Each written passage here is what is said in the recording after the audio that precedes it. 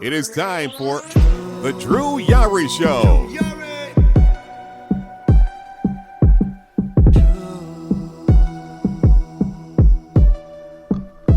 Drew Yari.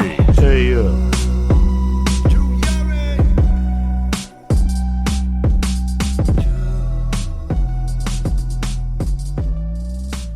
Eddie, Kyle.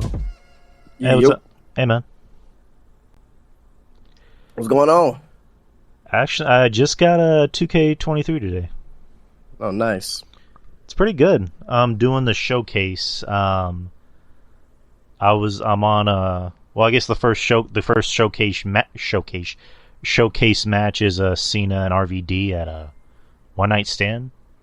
06, yeah.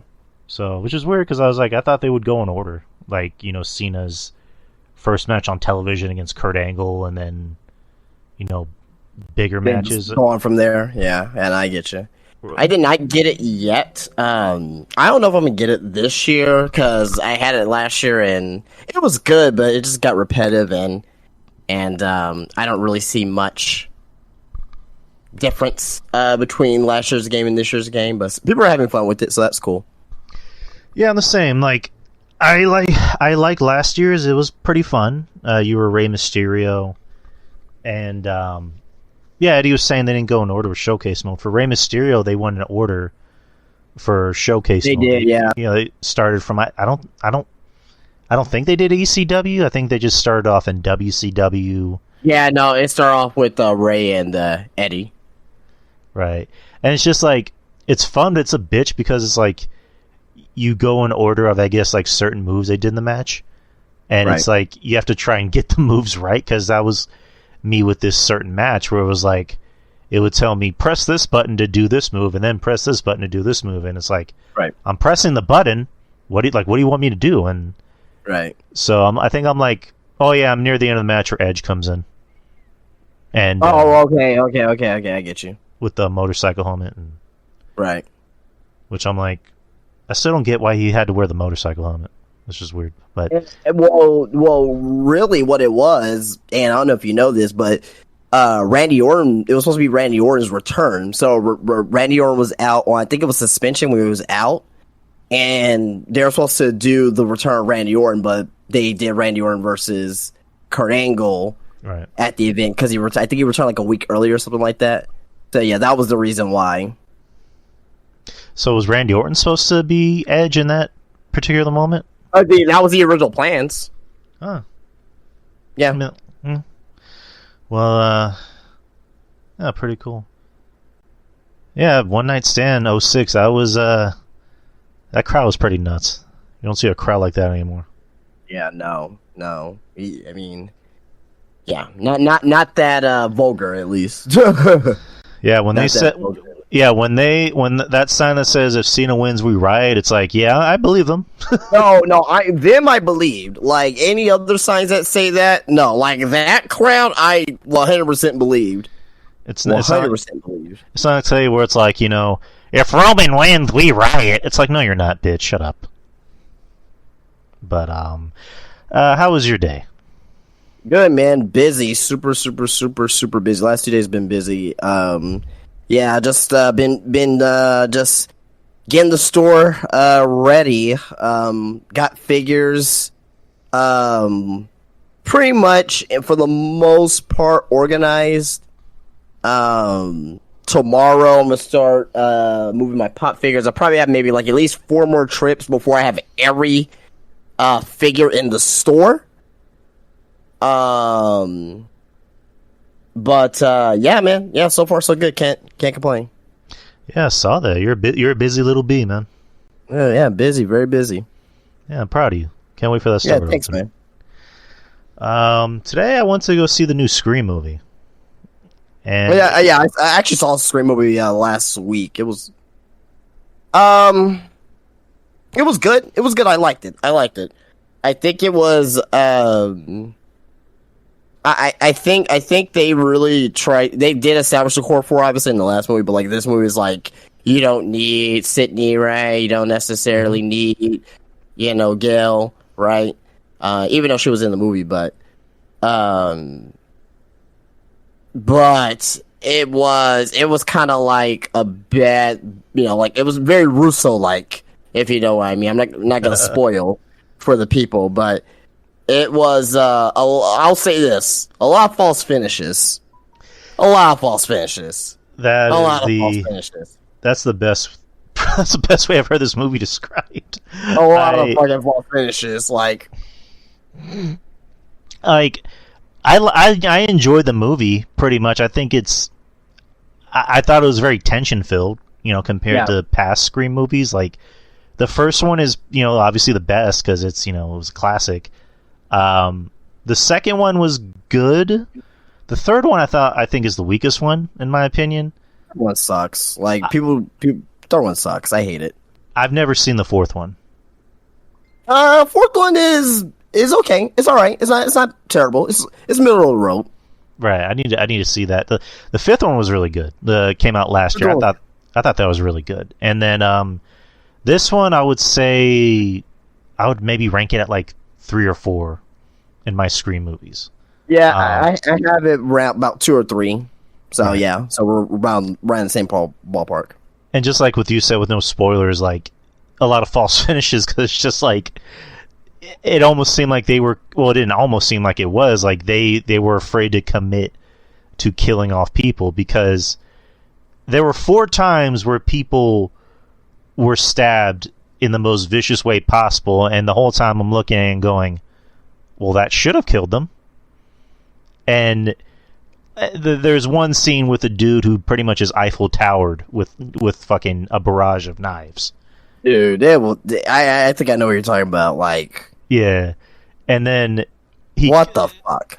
And then I mean, whatever. Like, I guess I'll give a slight spoiler. Like he just comes out of it unscathed and gives a thumbs up, and I just yell in the theater, "That's bullshit!"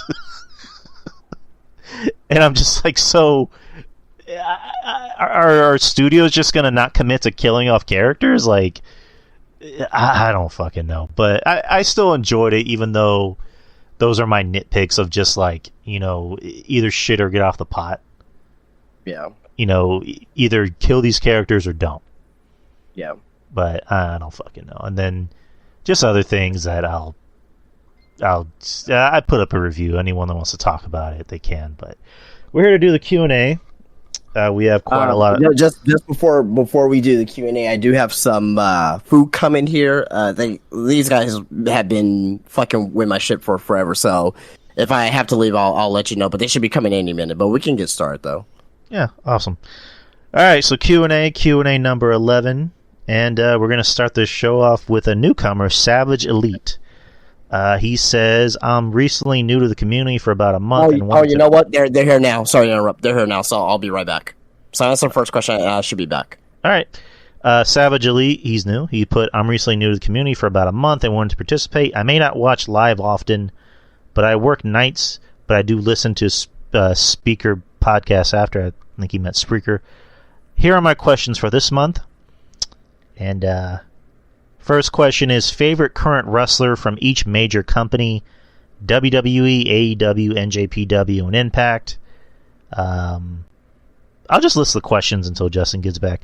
Which is worse, Taco Bell or Pizza Hut? If you had to live a 5-year period for eternity, but you still have today's technology, your current age, which period would it be? Example: for me, it's 83, 87. What's your go-to chewing gum? What are some of your favorite wrestling YouTube channels to watch, and what are some you avoid? With WrestleMania coming up, the new generation era was very bad. With that being said, what's your favorite Mania in the new generation area? And underrated movie franchise. So those are Savage Elite questions.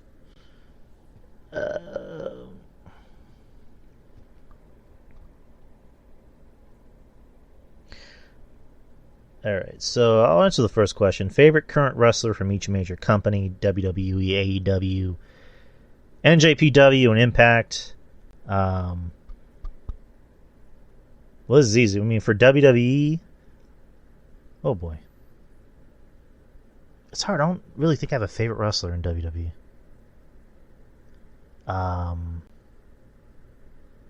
I used to say it was AJ, but AJ doesn't really do anything even before he got hurt. I'm going to go with Cody. Cody is my current favorite in WWE right now. AEW. Oh boy. I just got back, so. All right. What'd you get? I got some pizza, man. Can't complain about that. So yeah. Yeah, we had pizza. Yeah, but last you night. guys stick fucking forever though. So yeah. Yeah, we got pizza last night. Yeah. I had to get something quick though, cause I wasn't gonna go out, cause I came back home and took a nap, and I was like, well, let me just order a pizza, So. Oh, you're gonna go out later? No. I said no. Like when I got back from the shop, I took a nap, and I was like, I'm not gonna go out to anywhere, so I'm just gonna get a pizza. So. Okay, all right. So Savage Elite's first question is, who's your favorite current wrestler from each major company? WWE, AEW, NJPW, and Impact. For me, WWE, I've chose Cody. Okay. AEW, oh boy. I'll go with Danielson. I love Danielson. NJPW, that's going to be an NA for me because I don't watch NJPW. Yeah. Impact, I don't watch Impact, so I don't have an answer for that one. Who would yours be? Okay. Cody, Carmelo Hayes. I know I'm listing out multiple people, but there's a lot of people that I do like. Seth, obviously. Gunther, for sure. Up there. Yeah, there'll be that. AEW, MJF. Hangman. Danielson for sure. Yeah, those will probably be my favorites for sure. NJPW, New Japan, fuck. I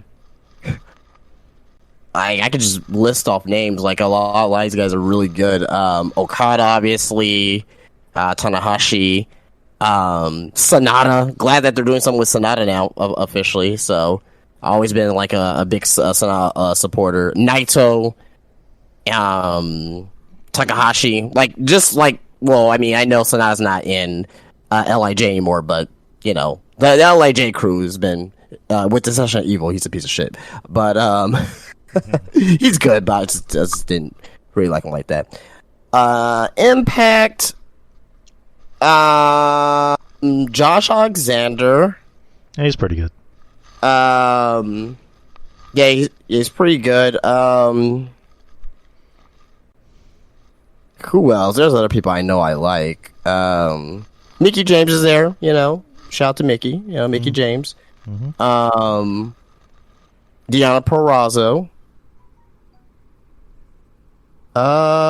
Killer Kelly. I love me some Killer Kelly for sure. And Trey Miguel, he's starting to come around on me, and like I mentioned before, Mike Bailey is starting to come around on me a little bit.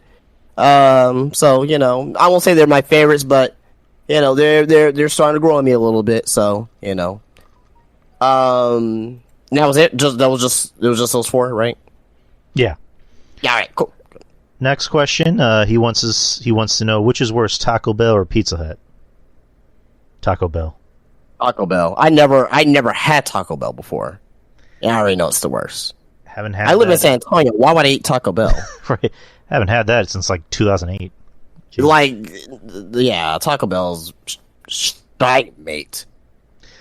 I like their burrito supremes. That's about it.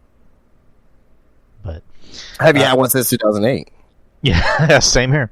All right, here's an interesting question. If you had to live a 5-year period for eternity, but you still have today's technology, your current age, what period would it be? Example, for me, it's 83, 87. 1983, 1987.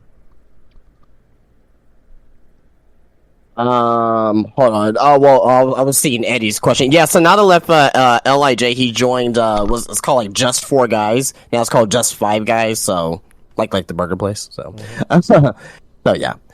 It just happened this past week. But anyway, back to his question. So his question is, if we had to live a 5-year period for eternity, like for the rest of our lives, but we'll still have today's technology, and what will be the period?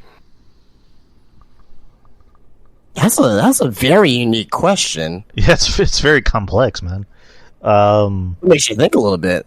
I think for me, I think a time period that I would love to like live in, and like I wouldn't care if his Groundhog Day is probably 87 through, so 87, 88, 89, 90, 91, 92. Yeah, so 87 through 92. The music, it's like everything about that time to me is perfect. Music, food, TV show, movies, video games. You know what I mean? We'll still have today's technology, so basically, I'll still have my, my flat screen TV. Now, it's kind of weird, like, with video games, like, will like, the NES and Super Nintendo and Sega Genesis will just have, like, high-tech, features, right, where it's today's graphics, but with those games back then, that'd be cool. For example, Super Nintendo, you get to like buy games off of the Super Nintendo. Yeah. Just like how, you know what I mean? So yeah, that'll be. I think I'll do that. 87 through 92, because I was born in 88, so I was an infant. I wasn't born yet in 87, so it'd be cool to see like how San Antonio was the year before I was born. Then me seeing the city as an adult, you know what I mean? So I think that'll be good. Good question. I'd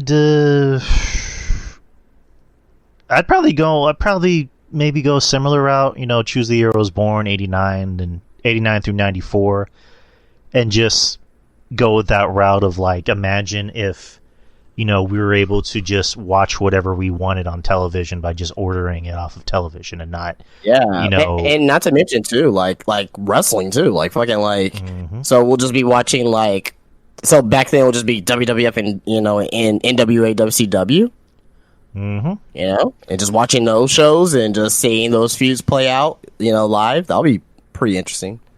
Yeah, it would make life so much easier. Like technology has made our lives so much better and so much more easier than how it was back in the day trying to figure it out. Yeah. I mean, it's like going seeing the original Batman 89 in theaters live, you know what I mean? Like, and it's like 2 weeks late, and it's like, what is it, a month later you get to watch Batman on television? On on demand. Was it that quick back then? I figured that movies were in movie theaters. It felt like movies were in movie theaters longer back then. Yeah, because back then, Batman would be in theaters for like almost a year.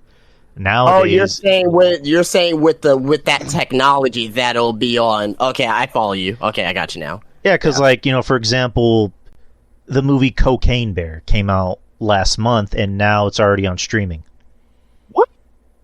Yeah, like you can go on Prime and get it for $20, and and I think it's gonna be on Peacock next month. So it's just like that, where it's just like I don't if, like, for people who don't want to go to a theater, they can just wait a month and the movie's already on streaming. You smell what the cock is cooking. Smell it. But yeah, that's an interesting question, Elite. Next is, what is your go-to chewing gum? Orbit Sweet Mint. Same. What are some of your favorite YouTube channels? Or no, let me rephrase that. What are some of your favorite wrestling YouTube channels to watch, and what are some you avoid? The ones I watch, I guess Botchamania. That's the only one I can think of. Who's the one? He has like a British accent. And well, I mean, there's a couple wrestling bios. Oh man, I'm trying to think of it. Oh, are you talking about WrestleMania? Might be that. Oh, got it. Yeah, those ones I watch. That's one I avoid for sure. WrestleMania. Definitely avoid that channel, but yeah. Ones I avoid. I mean, you guys should already you guys sure know the answer to that one. I don't need to say it, but yeah. What about you, Justin? So it's kind of like in different categories because like there's different ways you can consume wrestling content. So like for just to watch wrestling and wrestling reviews and things of that nature. So like OSW review, like I love those guys at OSW review.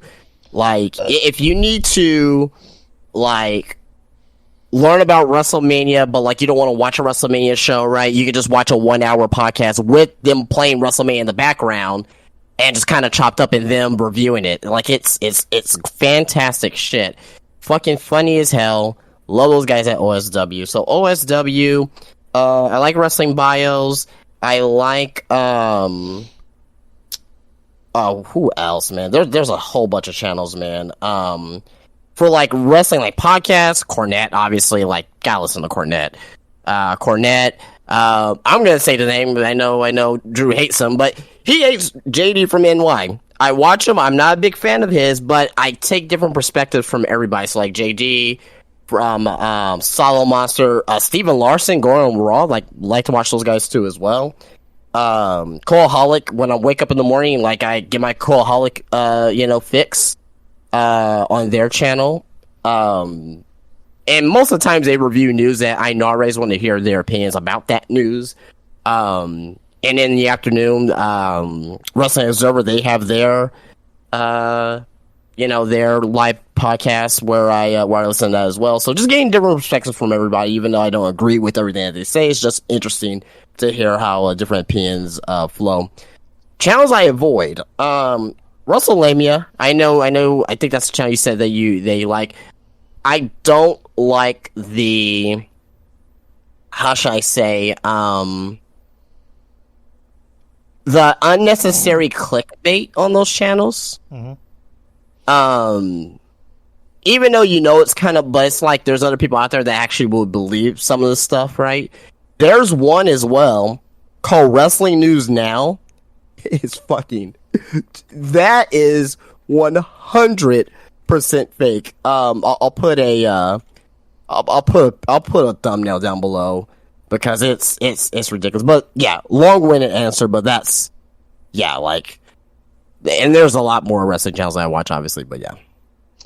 And I forgot to mention ones I do like. I like Rene Dupree's podcast, even though that can kind of get a little, I don't want to say doom and gloom, but it does do the whole, fuck WWE thing, which, not trying to sound like a WWE mark, but if your whole channel is fuck WWE, I'm bitter, blah, blah, blah. It's like, all right, can we talk about something else? But I like Paul London on that show. I've always been a Paul London fan. Still am. Yeah. I like Dutch Mantel's podcast on YouTube. He's Dutch. He's always very insightful. Yeah, for sure, yeah. Cornette, of course. Gotta love Cornette. Kenny Bolin. He's pretty cool. He follows me on Twitter. He's always pretty friendly to me. So gotta shout him out. There's someone else whose name I'm blanking on. Well, I'll probably remember in a bit. But those are my one. Those are ones that I like. So I put Wrestling News Now, like some of their thumbnails down in the chat, and just some of these, like Roman Reigns, goodbye forever, and it shows that he's on a fucking hospital bed. Looks like he's dead. Like 113,000 views. Are you fucking serious? Actually, I don't. You know what? I don't think that's the channel I'm talking about. There's another. No, I know one. that's not the channel. I know that's not the channel you're talking about. That's one of the channels that I hate. I think it's Wrestling with Regret. I think that's the one I'm thinking about. Oh, Brian Zane. Oh yeah. That's one I forgot to mention too as well. Wrestling with Regret. Yeah, definitely. Yeah, Brian Zane for sure. Yeah.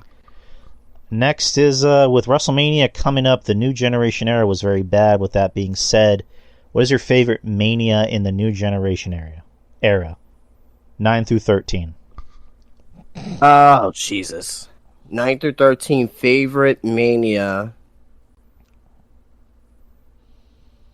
I guess for me, 13 probably, solely for, Austin and Brett. I'm going to go with 10. Okay. 10. 10 was, obviously you had Shawn and Razor, the ladder match, right? But you had probably the best WrestleMania opener ever. So, you had Brett and Owen. And the wrestler card was pretty, I won't say it was like, there were some stickers on this card, but it was pretty good overall. I think that WrestleMania is very underrated. Lastly, from Savage Elite, underrated movie franchise.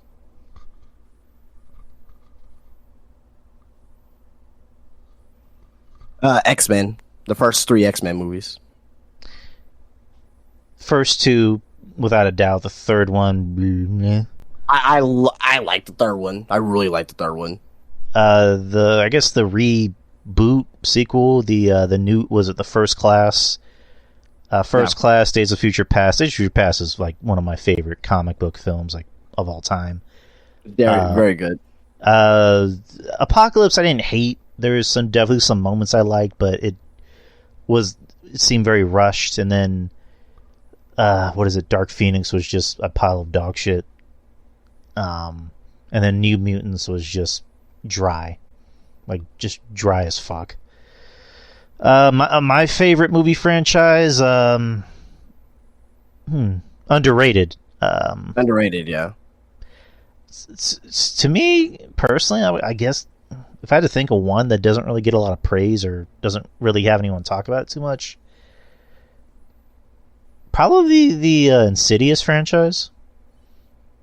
I love the first Insidious. It's one of my favorite horror. It's in my top 3 of like all-time favorite horror movies. And I like all the movies, even though I wasn't crazy about number 4. Like, if anyone saw number 4, it was one of those movies, like, it had an interesting beginning, and then the second half kind of fell off the rails. But I like the Insidious movies. It's my personal favorites. Good choice. But thank you, Savage Elite. I hope to see you on here more. Maurice Bear has a question. I'm assuming he asked more questions, and he did. So we're going to try and go in order. Maurice Bear's first question is, in 2000, did it feel weird for Big Show to be all chummy with Triple H after beating The Rock after No Way Out? And then later in the year, didn't feel weird for Mick not to get back at Triple H after putting him through misery at the start of the year?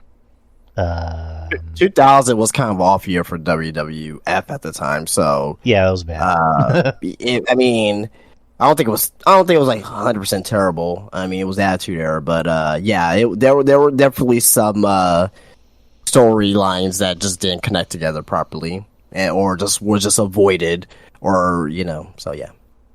Yeah, like you said, it was just, I guess, what the kids call mid. Like, it was just like all over the place.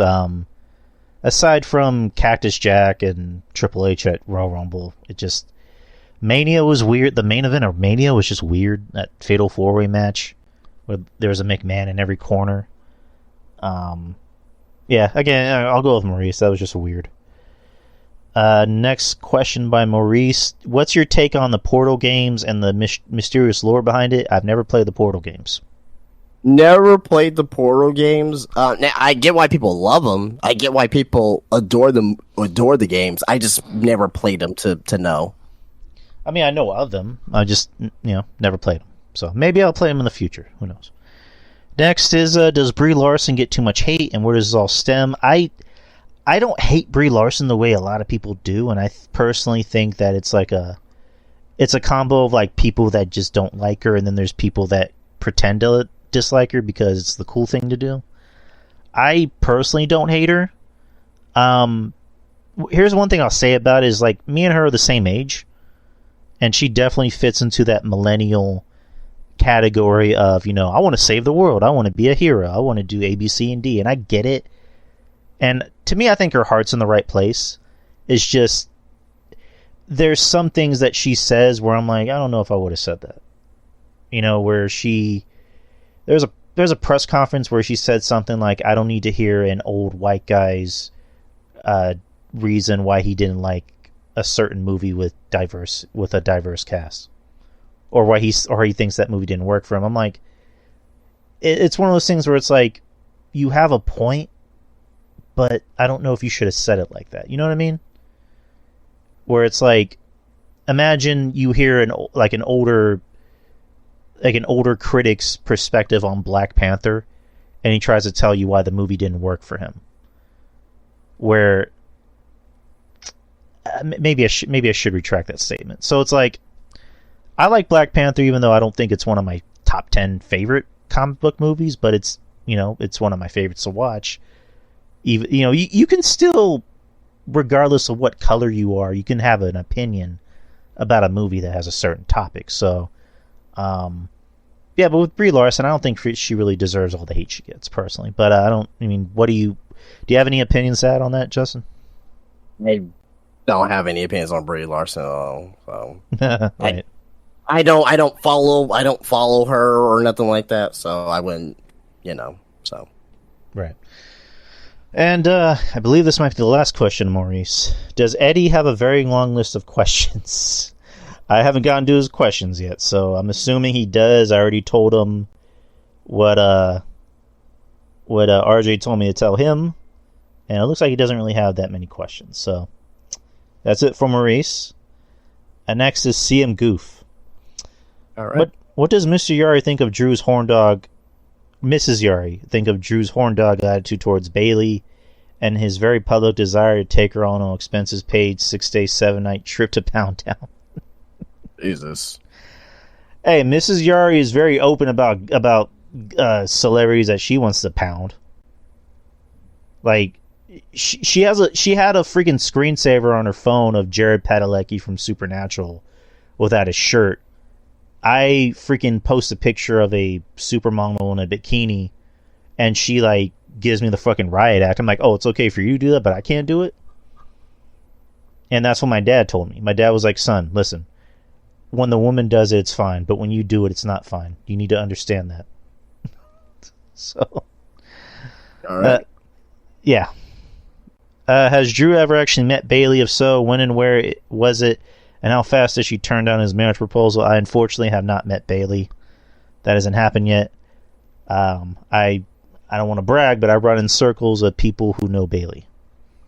So I have yet to meet her. I don't know if I'll ever meet her. If I do meet her, I don't know what's going to happen. I'll probably get my ass whooped. Kevin Castle. I don't have a background on Kevin Castle. Maybe I do. Shut up. Favorite WrestleMania or WrestleMania match? So, which WrestleMania did we love? And if we have a favorite WrestleMania match, what was it? 17. That's probably a cop-out answer, obviously. I mean, but it's so damn good, 17. If I had to pick another WrestleMania, just a nostalgic one for me, 8. Love 8. Love 8. Main event was fucking trash, but that was the appeal of it. Like, just loved everything about that WrestleMania. Match. Probably Shawn Taker from 26. I know everyone loves 25, but I love 26 more. And the TLC ladder match from 17. All right.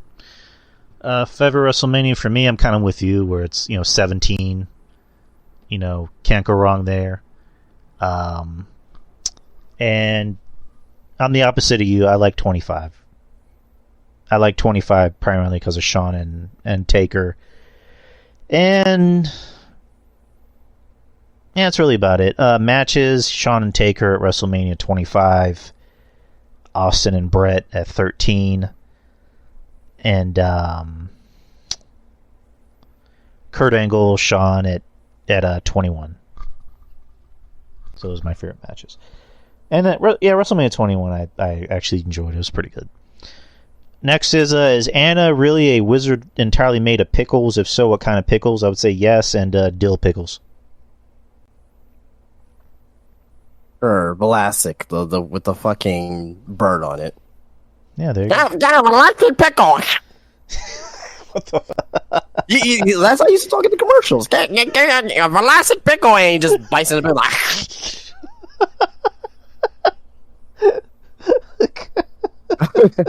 I wasn't expecting that. Oh, that's gonna kill me. All right, F, Marry, Kill. So we gotta open this one up. All right, let me get to it. Let me know if you got it open. Opening now. All right, it's open. It's a black screen. All right, let me scroll down. Okay. All right, Mariah May. She's from Stardom. Samantha Irving, the WWE ring announcer, and Daddy Doom, AEW jobber, various indies. I think we've had F Mary Kills with Daddy Doom. So I don't think that there was one before. Yeah. Oh no, you want to go first? I'll marry Samantha Irving because she seems like more my speed. Mariah May, I'd hit that, and I'd kill Daddy Doom. Yeah, same for me. Mariah May. By the way, quick note: I love me some Club Venus. On in Stardom right now. Her, Mina, and fucking Brookside, Zaya Brookside. Love them. Mm-hmm. All right. Yeah, I said the same. We're the same on that. So, all right. Next is a favorite Simpsons quote or joke in the series. oh my god, That's you're putting me on the spot. You're putting me on the spot right now because I love a lot. Like, okay, one that comes off the top of my head is when Mr. Smithers, it was with Smithers, but when Mr. Burns like, Smithers, bring out the robotic Richard Simmons, and fucking just is like shake a booty, and fucking his ass is gonna explode. Yeah, Smithers shoots him. It's a fucking T-1000. It's fucking T-1000 from Terminator. Just great. Great shit. I think that was a deleted scene, if I'm not mistaken. Yeah, that was from one of those special Simpsons episodes. I don't even remember the one, probably one of my favorite Simpsons episodes of all time when they went through the deleted scenes or whatnot. Right. Like, it was, oh goddamn, that's one of my favorite Simpsons episodes ever, man. Great shit. Man. Oh man, I'm trying to think of there's a lot. There's a lot, yeah. There's I like the two spaghetti dinners, one with Milhouse's dad. That was the Treehouse of Horror one with Willie when he was Freddy Krueger. Right. I take a look at lunch specials in advance. I don't like the idea of Milhouse having two spaghetti dinners in one day. And it's funny because that's the kind of shit that people fucking complain about. Right. And another one too is when Johnny Tightlips got shot. Johnny Tightlips, where'd they hit you? I ain't talking. Oh man, the one of the Simpsons Treehouse of Horrors where Mr. Burns was Dracula. That was fucking good. When he's leaving and Lisa's like, Dad, do you know you see anything weird about Mr. Burns? Yeah, the hairdo makes him look so queer. I heard that. No. Oh my god, man. Favorite episodes? There's a lot. The monorail. There's a lot. Like Homer gets a gun. Mm-hmm. When oh god, man, when they play "The Way Is the Hardest Part," that they play that song. There's a lot of Simpsons episodes. Mr. Plow, right? Flaming Moe's, there's a lot of fucking great Simpsons episodes. The one that I mentioned earlier with the where they played all the deleted scenes. Fucking who? Oh yeah, the fucking who shot Mr. Burns? The 2-part episode. Love that one. And wherever Treehouse of Horror had the one that Homer was going through time. Oh yeah, where I'm trying to remember, the one where he comes back and it's like his whole family's rich, and he's like, Marge, will you please pass me a donut? What's a donut? yeah, when it was medieval time. That and I think it was the same Treehouse of Horror where they're doing The Shining, and he's like, so, yeah. He's like, I need a title, no beer. No TV, no beer, make Homer something. Go crazy? Don't mind if I do. He's like, shinning. Don't you mean shining? Shh. You want to get sued? Oh man, I love those. I can go back and watch those old episodes. Fuck the new shit. Oh yeah. The first like 5 to 7 seasons was just spectacular. After the movie is where it just fell off the rails. They should have just like ended the show after the movie. Like, did you hear like the theory about how the show's gonna end? Like, because you remember the first ever episode, right? That was with Sam. Well, that was one with Santa's Little Helper, right? I don't know if it was that episode, but like the first episode was them getting ready for like a Christmas pageant, and supposedly the show is going to end with them starting that first episode. Like that's how the entire series is going to end. Is going to be in a time loop. So this is one theory, not one theory, but this is one idea I always had, right? Because Simpsons live in Springfield, but we never know what the state is. Like that has been like a thing with the show. Like you never know like what state Springfield is. I'm sorry, what city? Jesus Christ, get it together. What version of Springfield is in what state? They should end it with us finding out what state it's in. That'd be pretty cool. Yeah. Oh, and another episode. I forget which one it was, but it was like Mr. Burns is taking Homer to, I guess, check the back and see who's writing something, and it's a bunch of monkeys on typewriters. It's like, yeah. It was the best of times. It was the blurst of times. You stupid monkey. And just the Flanders, it's like I'm wearing nothing at all. Nothing at all. Nothing at all. Ah, stupid sexy Flanders. Stupid sexy Flanders. Well, when he was in the outfit where he was doing for the skiing. Like, yeah, fucking hilarious, man. Or when Lisa made Bart and Homer think that he has leprosy. That was pretty funny. Oh, I think it was a Treehouse of Horror. No, that one wasn't.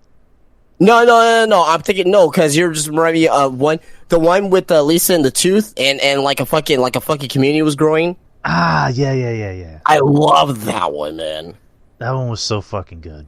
And then Bart ends up taking her village, and she's trapped in there.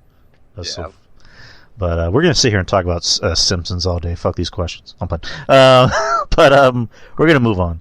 Next is how did you celebrate this past 316 day? Who did you stun? How much beer did you drink? How much ass did you whip? I didn't. I stunned everybody. I stunned my boss. I stunned my coworkers. I stunned my dad. He had to go. I'm sorry. I stunned my cat, and I drank a lot of beer. What? I'm playing. I did neither of those things, unfortunately. I was gonna Yeah, me either. I was gonna buy some beer, but then I just bought pizza instead. So that's how I celebrated 316. How'd you celebrate 316? The same thing that you didn't do shit. I was fucking packing. That's what I was. You were packing? What? You drank 3 beers? What? That was awkward. Sorry. Next is how did you celebrate St. Patty's Day? How much? I think you already asked the question, Goof. It's kind of the same thing, yeah. He said, "Did you dress up like a leprechaun?" No, because I hate leprechauns. Next from Goof, do you think Bam Bam Bigelow will be inducted into the Hall of Fame this year? I mean, why not? I would love for him to be. The only thing I can think of who's going to induct him. Lawrence Taylor. Is Lawrence Taylor sober? Good question. DDP. Yeah, but I'm not too sure on. Yeah, I'm not too sure if he ever signed. Yeah, I mean he's definitely not part of AEW right now, so that could be something. But yeah, they had that group in WCW, the Jersey Connection or whatever it was called. Right? Jersey Triad. Ah, there you go. Do you go ahead?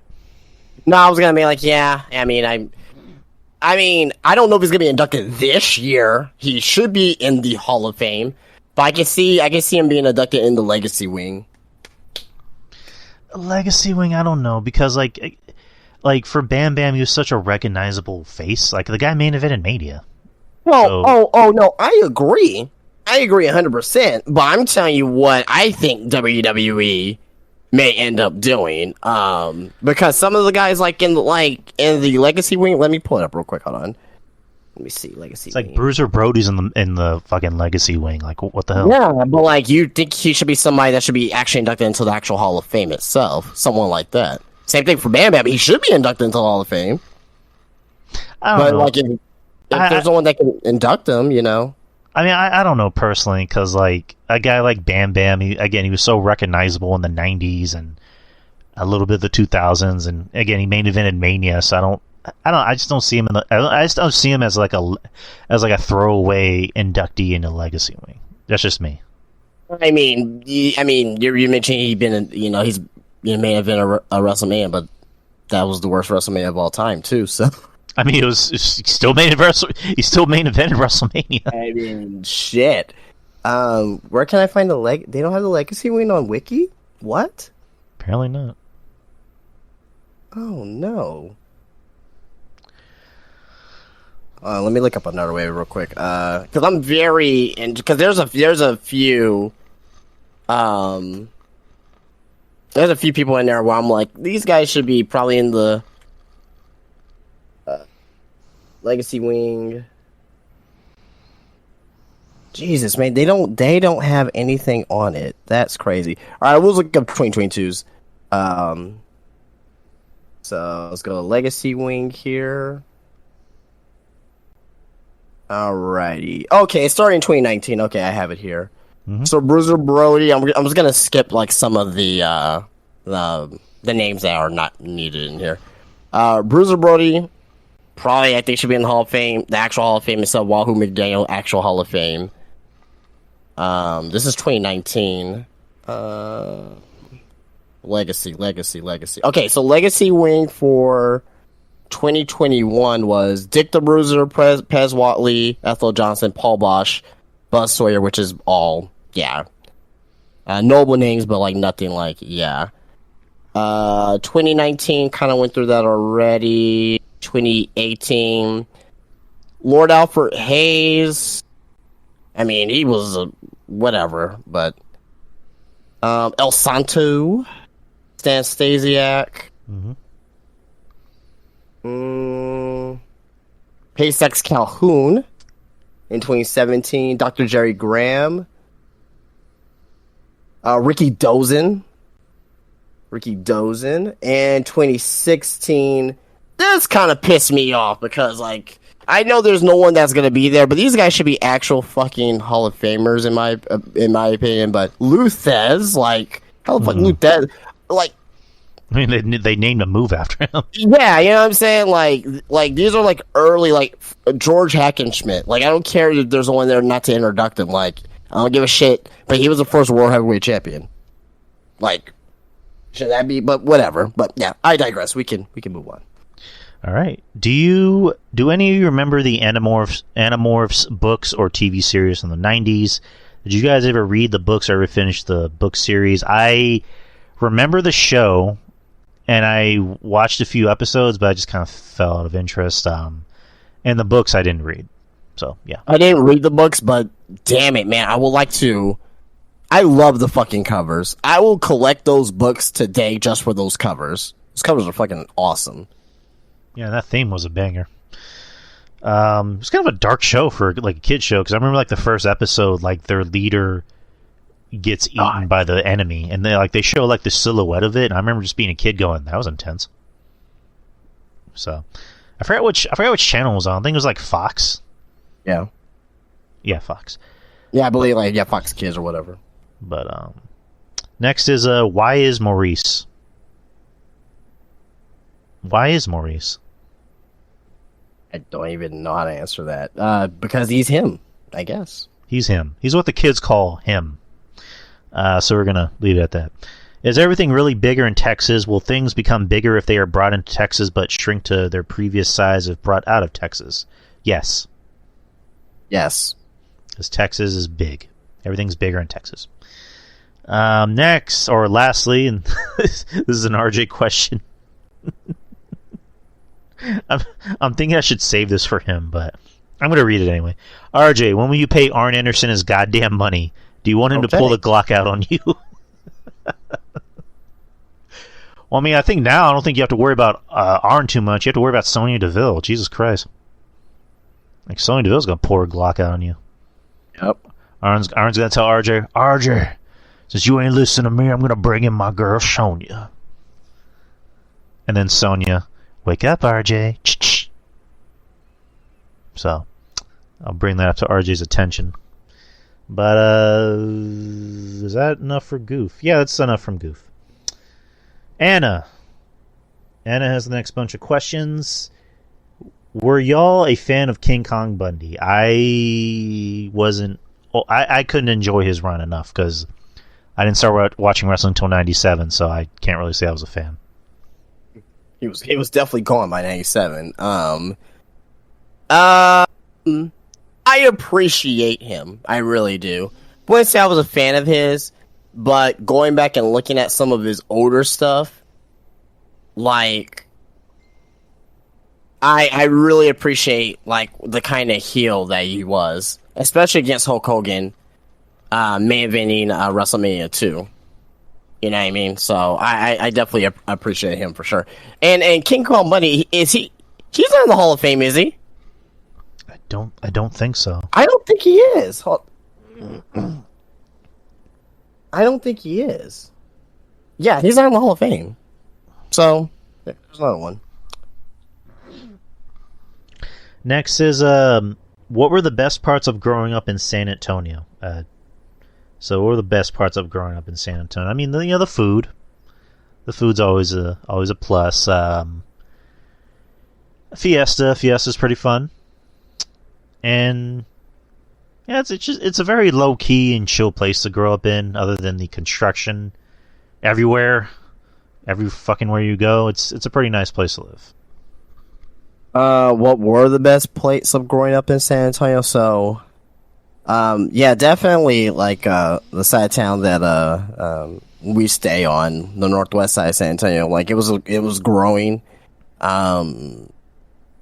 It seemed like everything back then, it seemed like, I don't know, like, I won't say like more fun than what it is today. I don't know if it's because I'm adult now, but like, it seemed like you could like do more stuff back then than what you could today. You know what I mean? So, right. It seemed like everyone was, and obviously this is before social media blew up, but like, it seemed like everything was more personable back then for sure. You know what I mean? Everything meant more. You know what I mean? Because you couldn't just like see stuff through like Google or whatnot. Like, oh, I want to go check out this, laser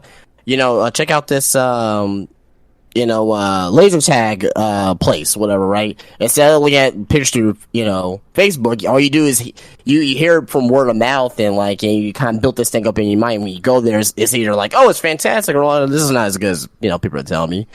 You know what I mean? We used to have more arcades. We only have like one real arcade in San Antonio. Like I'm not talking about like the arcades where you just go in there and they have like a whole bunch of new games, but like classic arcade games. There's only one in San Antonio, which is fucking a travesty. If I had enough money to do that, I will bring back classic arcades, but I don't. I can't save the fucking world. I'm pretty sure you can, Justin. Don't sell yourself too short. I think I'm trying to save the wrestling world in San Antonio, but that's what I'm trying to do, one step at a time. I miss arcades, dude. I miss Rocky J's. I fucking miss that place. Yeah. There was two across the street from each other. Yeah, Rocky J's had diversions. Yeah, diversion. There was a Rocky J's by my house. I used to live on, nobody here lives in San Antonio, but just I lived on Culebra, and like the Rocky J's by my house was next to a Taco Jalisco, and I could just walk there. Yeah, exactly. So they across the street, over there by the Sonic, there was the diversions. Yeah, and I think now it's like a Cadillac Club. I don't fucking know. It's a piece of shit. That's what it is. And they have the other diversions still open off of San Pedro. So, like, we was in 2017 when we went to Florida to stay with my sister. They took us to this like pinball. I think it was like a pinball museum. Right. It was like a museum, but it was pretty much an arcade, and it was so fucking cool. Like, we want to go back to that place. Like, whenever we do go back to Florida, we want to find that place because that place was so fucking cool. It's a pinball arcade museum. and you obviously get to play with the games. So it's fucking awesome. What was the next question? If Count Chocula, Frankenberry, and Boo Berry had a triple threat match for the Universal Cereal title, who would you pick to win? I'm going with Count Chocula. Oh, Count Chocula, yeah. For sure. If y'all could go back in time and do a big pay-per-view post-show of any big wrestling show in the 80s, which one would you pick? I guess the first WrestleMania, probably? It'd be fun. First WrestleMania, yeah, for sure. Yeah.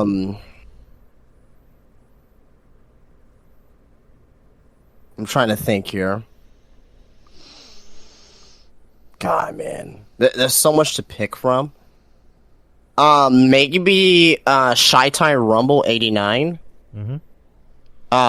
Because that was that was Steamboat and Flair, and that was considered one of the best wrestling matches of all time. So I wonder what our reaction would be for something like that. That and probably the first Great American Bash as well. Because I believe in the first Great American Bash, that was the first War Games too. So, all right. So yeah, probably those two. All right. Next is, does the whole state of Texas shut down if there's one snowflake on the ground? Pretty much. Yeah, it's fucking fucked. Yeah, we do not handle snow very well. Are Cody Rhodes promos becoming insufferable? I don't think so. No, they're not getting insufferable. It's just that they're just making it too much about his father.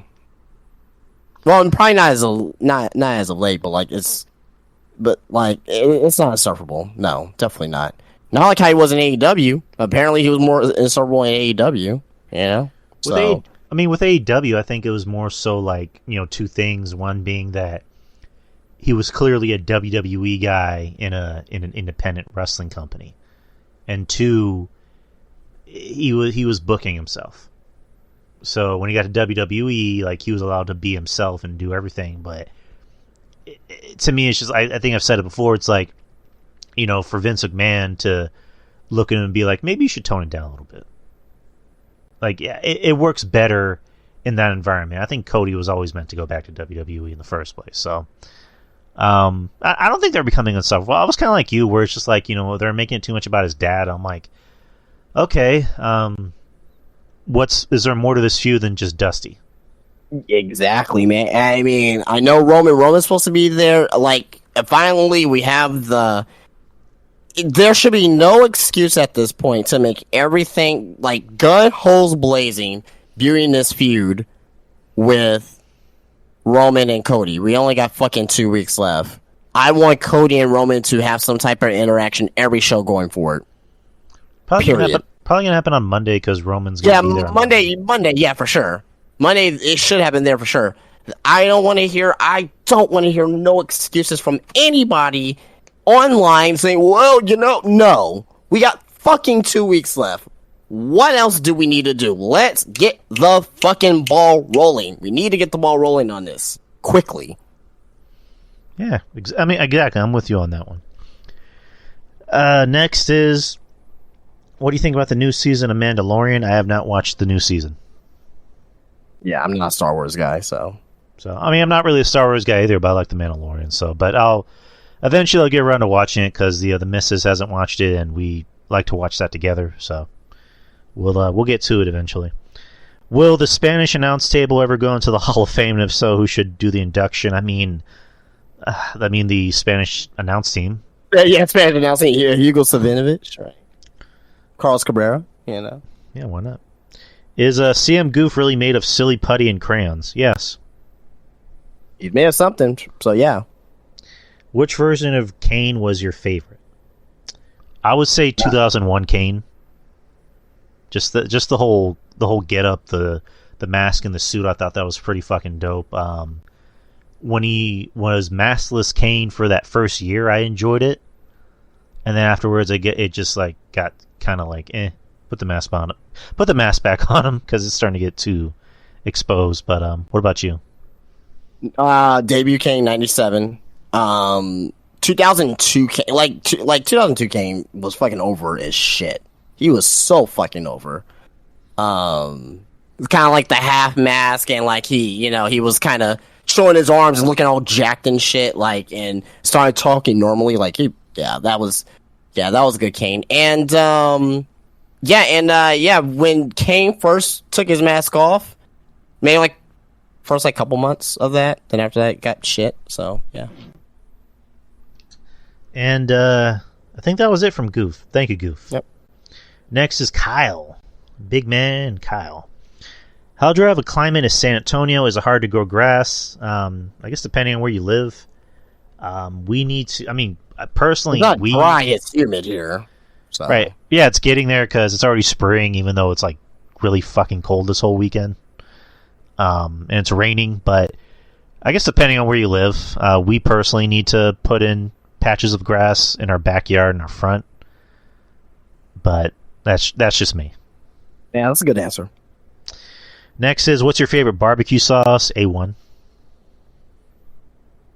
Okay. I am a barbecue connoisseur, so when you're talking about barbecue sauce, like that's like it's two different things for me. Like there's barbecue sauces from like restaurants, right? Like that you dip your chicken. Like I think like there's some barbecue sauce like chicken dippers, right? So McDonald's dipping the nuggets in, great. You also have Whataburger honey barbecue sauce, amazing, fucking amazing.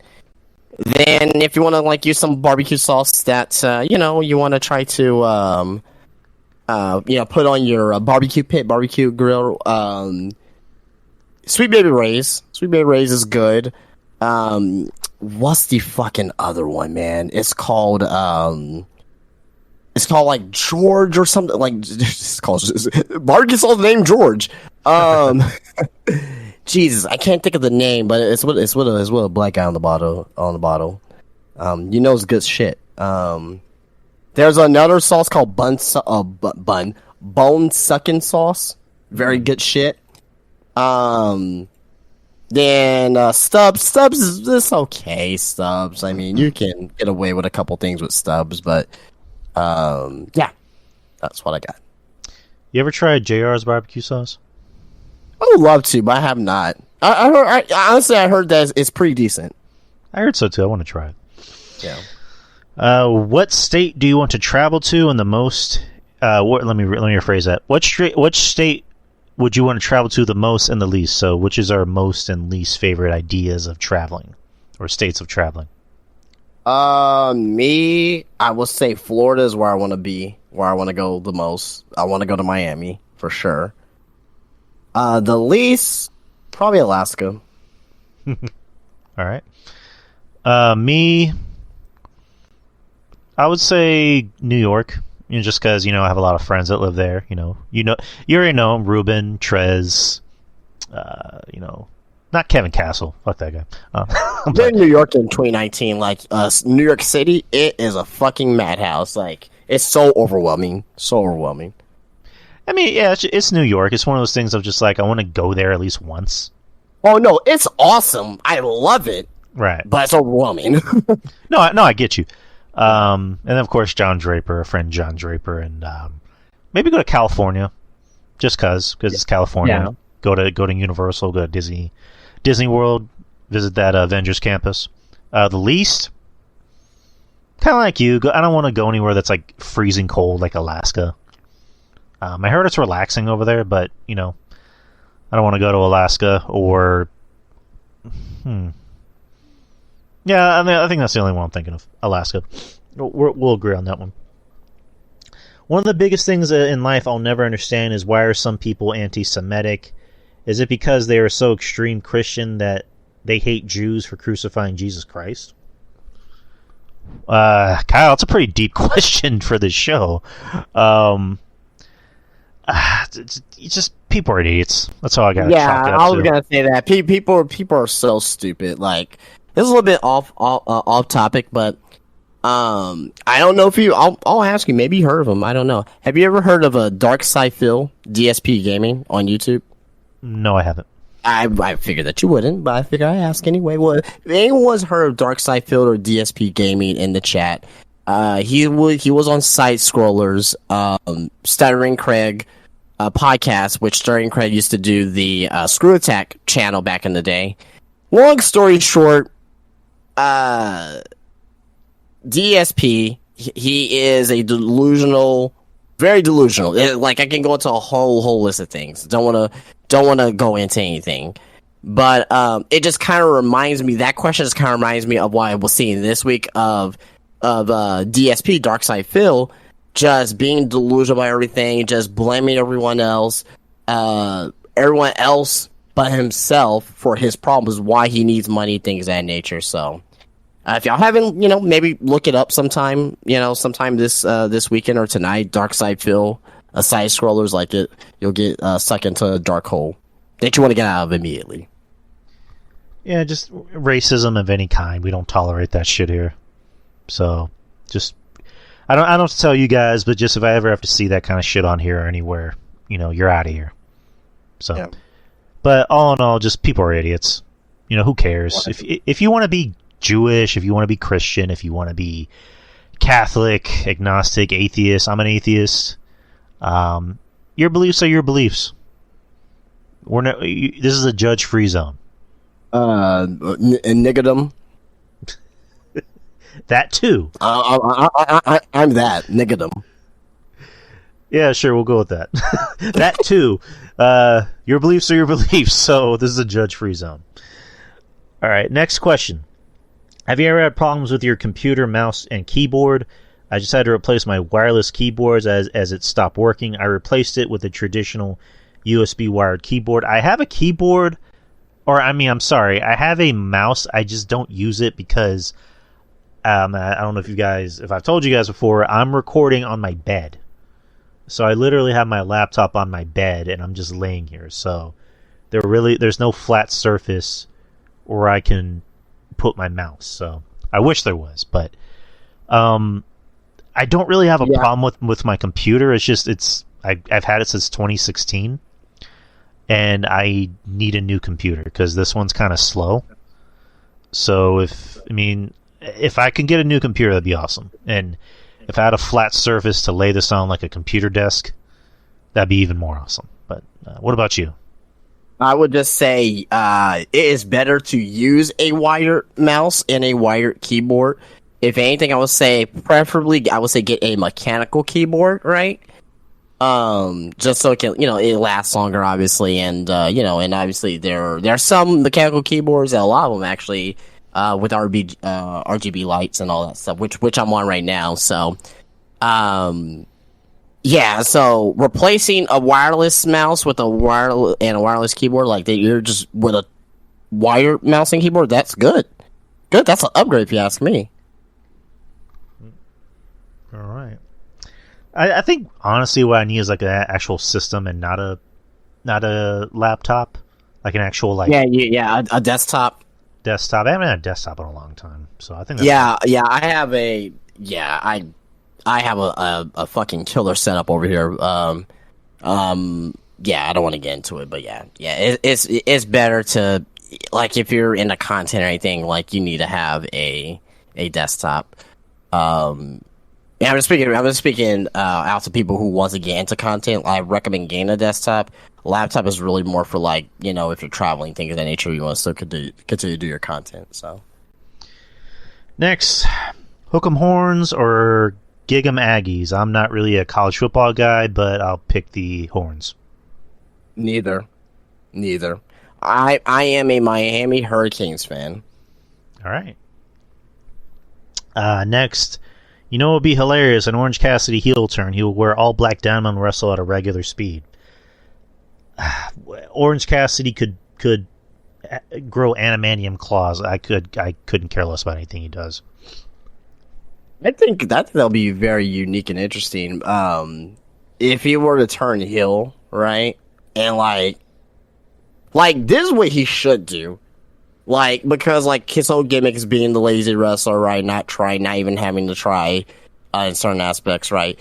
He should be a try hard if he turns heel and just doing everything overly fast. Not regular speed, but like overly fast. And and obviously, and he can, obviously do like heel stuff. I wonder if he's ever thought about that before. So you're saying if he was a heel, he'd be a better wrestler? No, I'm not saying that. I like Orange Cassidy. I know you don't, but I think the crowd will hate him for sure if he decide to turn heel. I think anybody can. It's easier to turn heel than it is babyface. And if he does everything against to what makes him popular to the AEW fans, I think he'll get a good reaction from that crowd in particular. Right. Next, if Big E does have to retire, would you rather see him as a manager or commentator? Commentator for sure. Yeah. He'll be great for color. From when you were a kid, would you rank these channels from best to worst? Nickelodeon, Cartoon Network, Disney Channel? In that order. Nickelodeon first, yeah. Cartoon Network, Disney Channel. I didn't watch Disney Channel at all. Like, I didn't like it. I mean, I didn't get Disney Channel until like much later, and by that time I was already older. But Nickelodeon was my shit. Cartoon Network had Cartoon Network had a lot of cartoons, but a lot of them weren't always good. Like, they were just the main ones, like Ed, Edd n Eddy, Dexter's Laboratory, Johnny Bravo, Powerpuff Girls, and then right. Nickelodeon just had the better shows, whether it was like animated or live action. Dog, like, seriously, Legends of the Hidden Temple. Come on. Jesus Christ, man, Legends of the Hidden Temple. Like, I put it to you this way. So back in the day, and this is like late 90s, early 2000s, I used to just record Nickelodeon shows for me to watch over and over and over and over and over again. So like all that, Legends, Guts, like I used to be all up on that. So that way, like, if there was on TV, I'll pop in a videotape. So I miss those times. Angry Beavers, that was one of my favorites. Mm-hmm. Rocko's Modern Life. Oh, Rocko's definitely one of my favorite cartoons of all time, for sure. Love that show. Well, the live action stuff too, when they were trying to do like, I guess their own like teen dramas, or whatever you call it, like Caitlin's Way, 100 Good Deeds for Eddie McDowd. That was one of them. Yeah, that stuff. That is where I was starting to get a little out of the loop. Macy Gray singing on Nickelodeon as told by Gender. Like, nah, I'm good. Yeah, that show was kind of bleh. It was depressing. That's what it was. Yeah, it was kind of depressing. It was depressing. Like, look, I can pull up a fucking picture right now. I guarantee she'll have like a pouting face. No, I get you. I remember that cartoon. No, I was gonna put in the chat for everyone. Are You Afraid of the Dark? Yeah, that was good shit. That was my shit. Yeah. There's a lot. There's a lot to talk about. And then Jesus Christ, first picture I found. The Wild Thornberries, Rocket Power. That was our shit. I'm Nigel Thornberry. Marianne, come sing. God damn. All right, next. Do you like Girl Scout cookies? I like the peanut butter ones, whatever they're called. Yes. The peanut butter ones and the blue box, the shortbread truffles, whatever it's called. Well, you know what I'm talking about?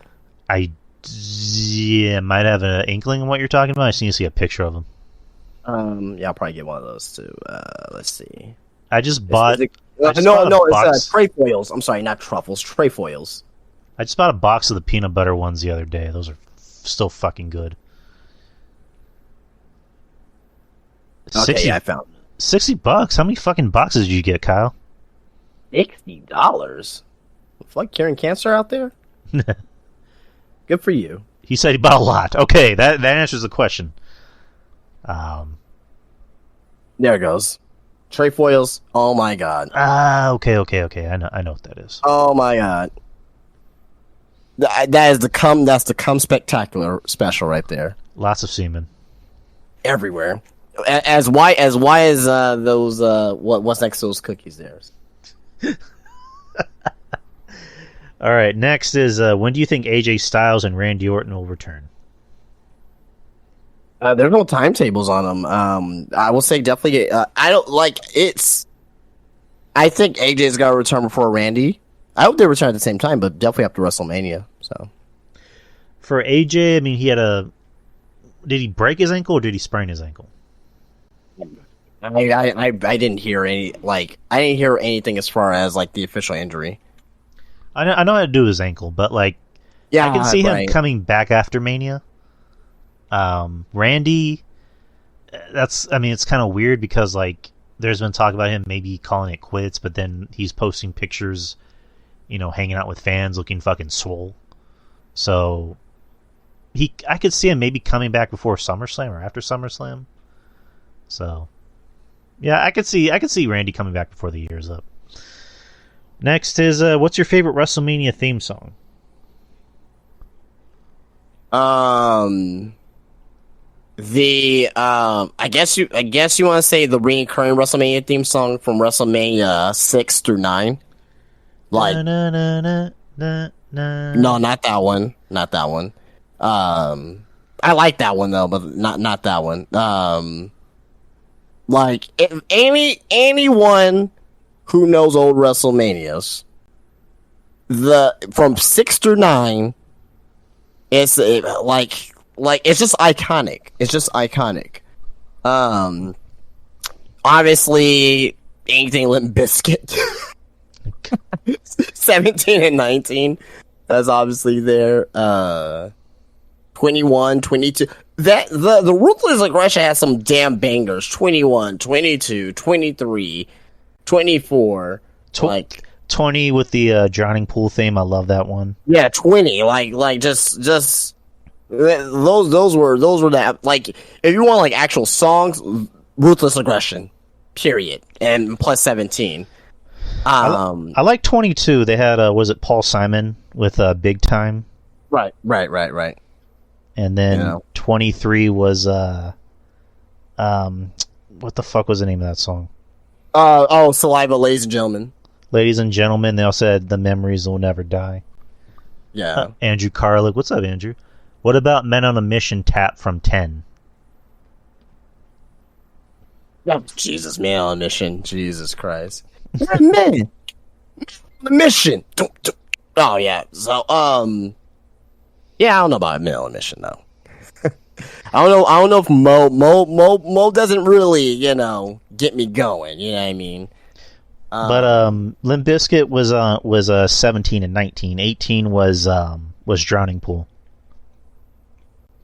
Was it Drowning Pool or was it Saliva? It was Saliva. No, it was Drowning Pool, dude. Well, actually, no. It was Drowning Pool and Saliva.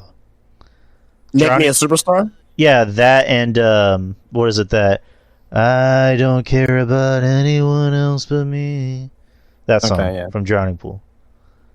Okay. And, yeah, 17 was My Way. 19, I think, was Crack Addict. Crack Addict, yeah. And then 20 was Drowning Pool again with Step Up. Yeah.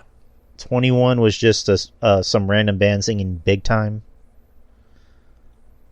And then no, Big Time was 22. Peter Gabriel. That was Peter Gabriel. Yeah, that was 22, but like 21 was another song called Big Time. Dude, I'm telling you, it was Big Time. I remember. No, I believe you. But it was it was like of course like a different sounding. It was like, Big Time. We're all They had another song. Hold on, let me pull this. Let me pull the thing up. I believe you. Maybe I just have to hear it. Let me mute my mic. 21 theme. Hold on. Oh, yeah, okay. You want to know what why I think the song was called in my head for the longest time? I thought it was called Partners in Crime.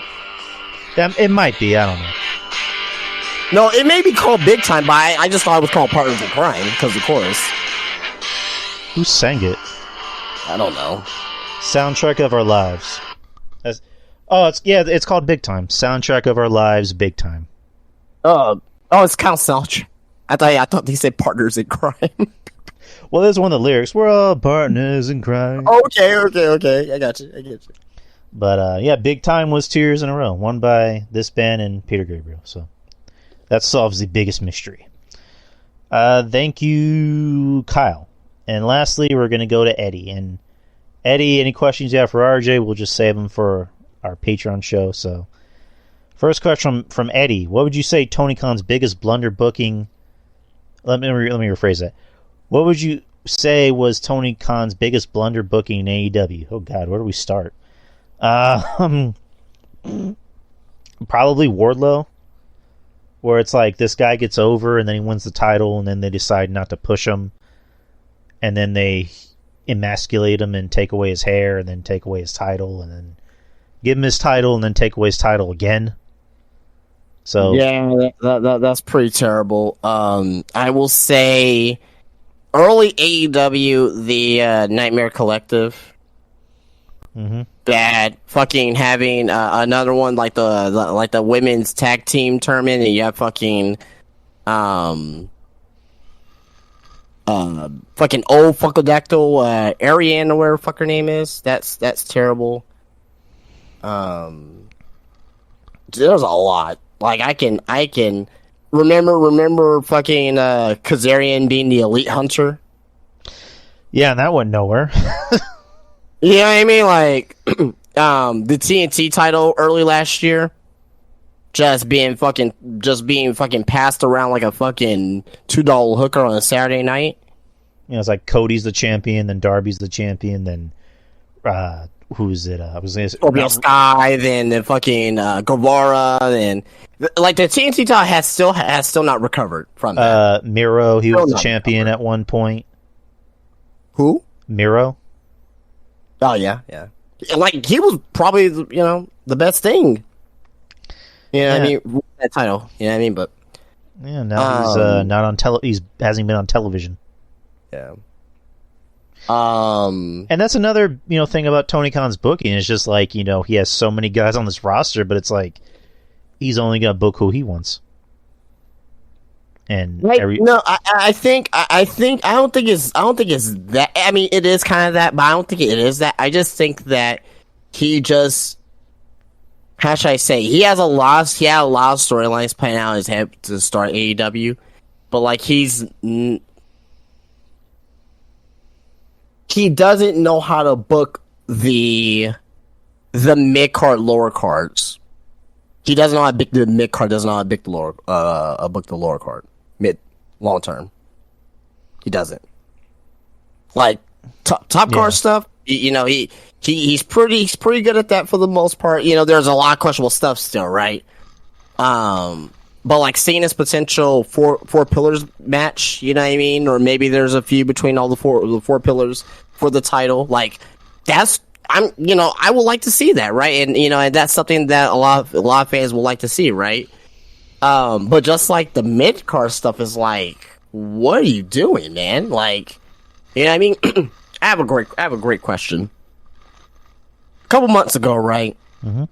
Who were the tag team champions, let's say, by, I think, November? Remember who the tag team champions were in November? Was it Jungle Boy and Luchasaurus? Oh, God, no. That was a long time ago. 2 black guys. Before the Acclaim. 2 black guys before the Acclaimed. Okay. So Swerve and Keith Lee. Oh, okay. Man, I forgot about that. Yeah, so Swerve and Keith Lee, they were the tag team champions. What happened? Fucking Swerve turned on Keith Lee, right? Mm-hmm. Right? Swerve turned on Keith Lee. What happened with Swerve? Swerve got a new faction, right? With Rick Ross and fucking Baby Lesnar, Parker Boudreaux, and fucking Tattoo Man, right? All of a sudden, I guess they broke up. I guess because I know Tattoo Man ain't fucking there no more. Obviously, Rick Ross, he's fucking Rick Ross. He ain't gonna be there for that shit every week. And Parker Boudreaux, you know, I think the factions broke up. So now Swerve's just out there, floating out there by himself, right? Mm-hmm. Keith Lee looks like a fucking, and I know you know, but I'm just gonna use this example from your favorite YouTuber. Looks like a fucking a magician's assistant. And, like, this guy's in a fucking cape, and you know what I mean. So it's like you do this breakup, right? And it was a big breakup. It was a big thing. Swerve seems like he was going to be accelerated, right? And nothing happens, right? Nothing happens from it. He's not on TV now. I think the same thing is going to happen with Ricky Starks eventually, right? I think the same thing is going to happen with Wardlow. Like, don't get me started on Wardlow. We already talked about that, last week. But he just doesn't know how to book his mid card and lower card.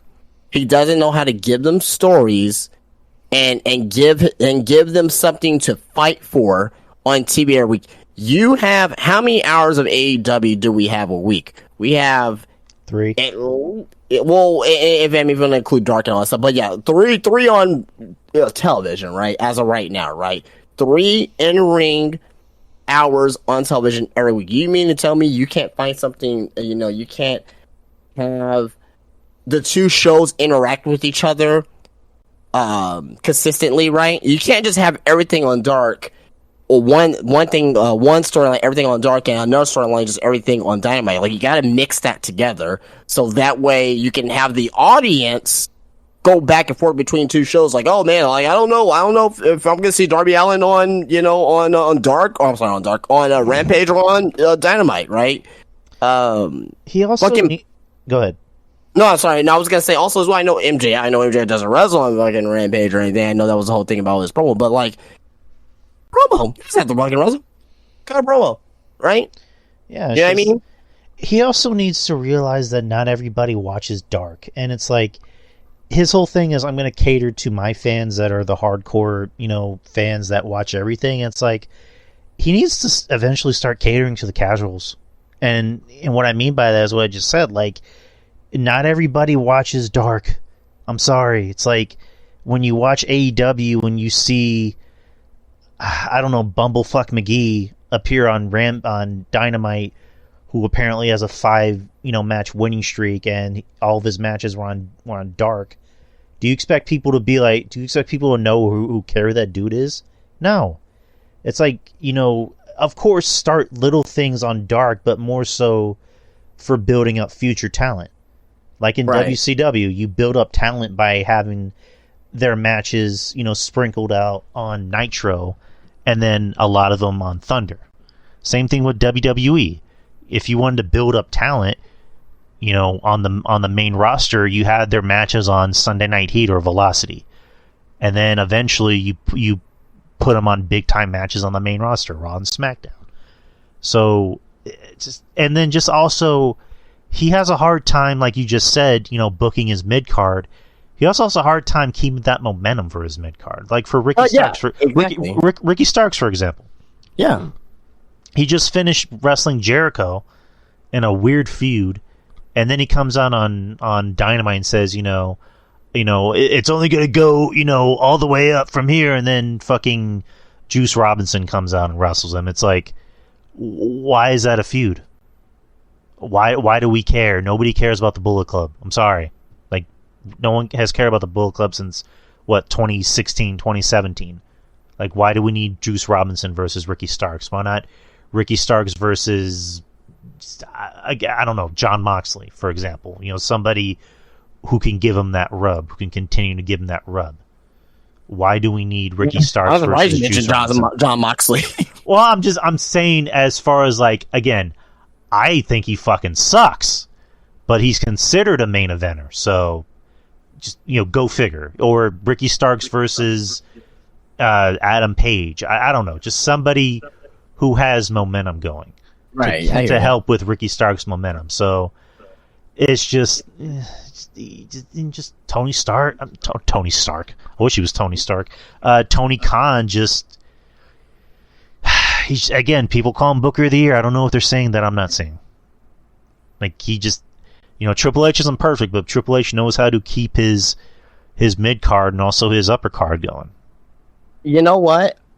And this is off track, but talking about Triple H, but I came up with a theory over the last few days, and it was clear to me after last night watching SmackDown. Mm-hmm. Just a question. I'm not saying for sure. I'm just throwing it out there. Because you know how I was speaking how we're speaking maybe Vince is possibly, in charge of the lower card matches on WrestleMania. Maybe, right? I'm thinking about it and I'm thinking, do you think Triple H is really just focused on SmackDown and Vince has more of a say about Monday Night Raw? Because Monday Night Raw, at least since maybe January, has been a different show. It's feeling different.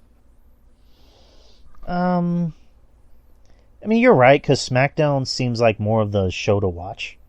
Like last night's SmackDown. I thought that was a really good show. I mean, it was really good. Yeah. Mainly, because you had the Cody thing. Cody coming out playing mediator and peacemaker with Sammy and KO and Sammy and Jay's promo back and forth, and just it ends with KO and Sammy making up, and that crowd was hot for that. They wanted that, and then you cut to Cody in the back, who just seems like a proud father.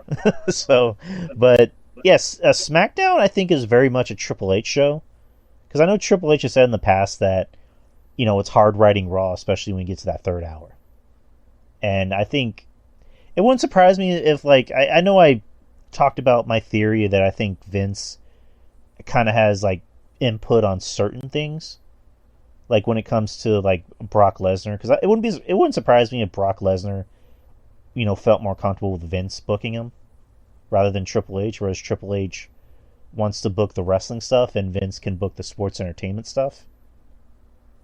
And yeah, SmackDown seems very much like a Triple H show, and yeah, that wouldn't surprise me if I heard that. Yeah, and also to add to that,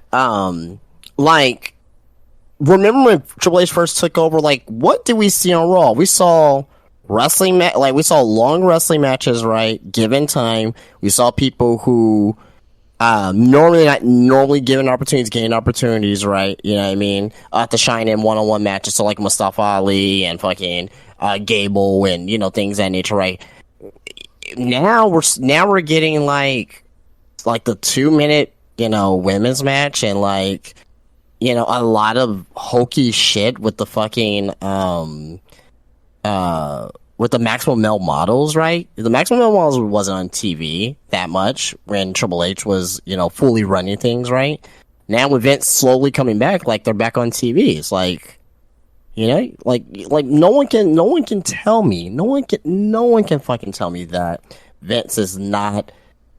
There's no Vince influence somewhere, and I think it's showing. And I'm thinking about it more and more and more and more. I think it's more heavily influenced on Raw than it is on SmackDown. Cause on SmackDown, Triple H fucking is doing a women's tournament to get into a fatal 4-way at a tag team match at WrestleMania. Same thing for the men, right?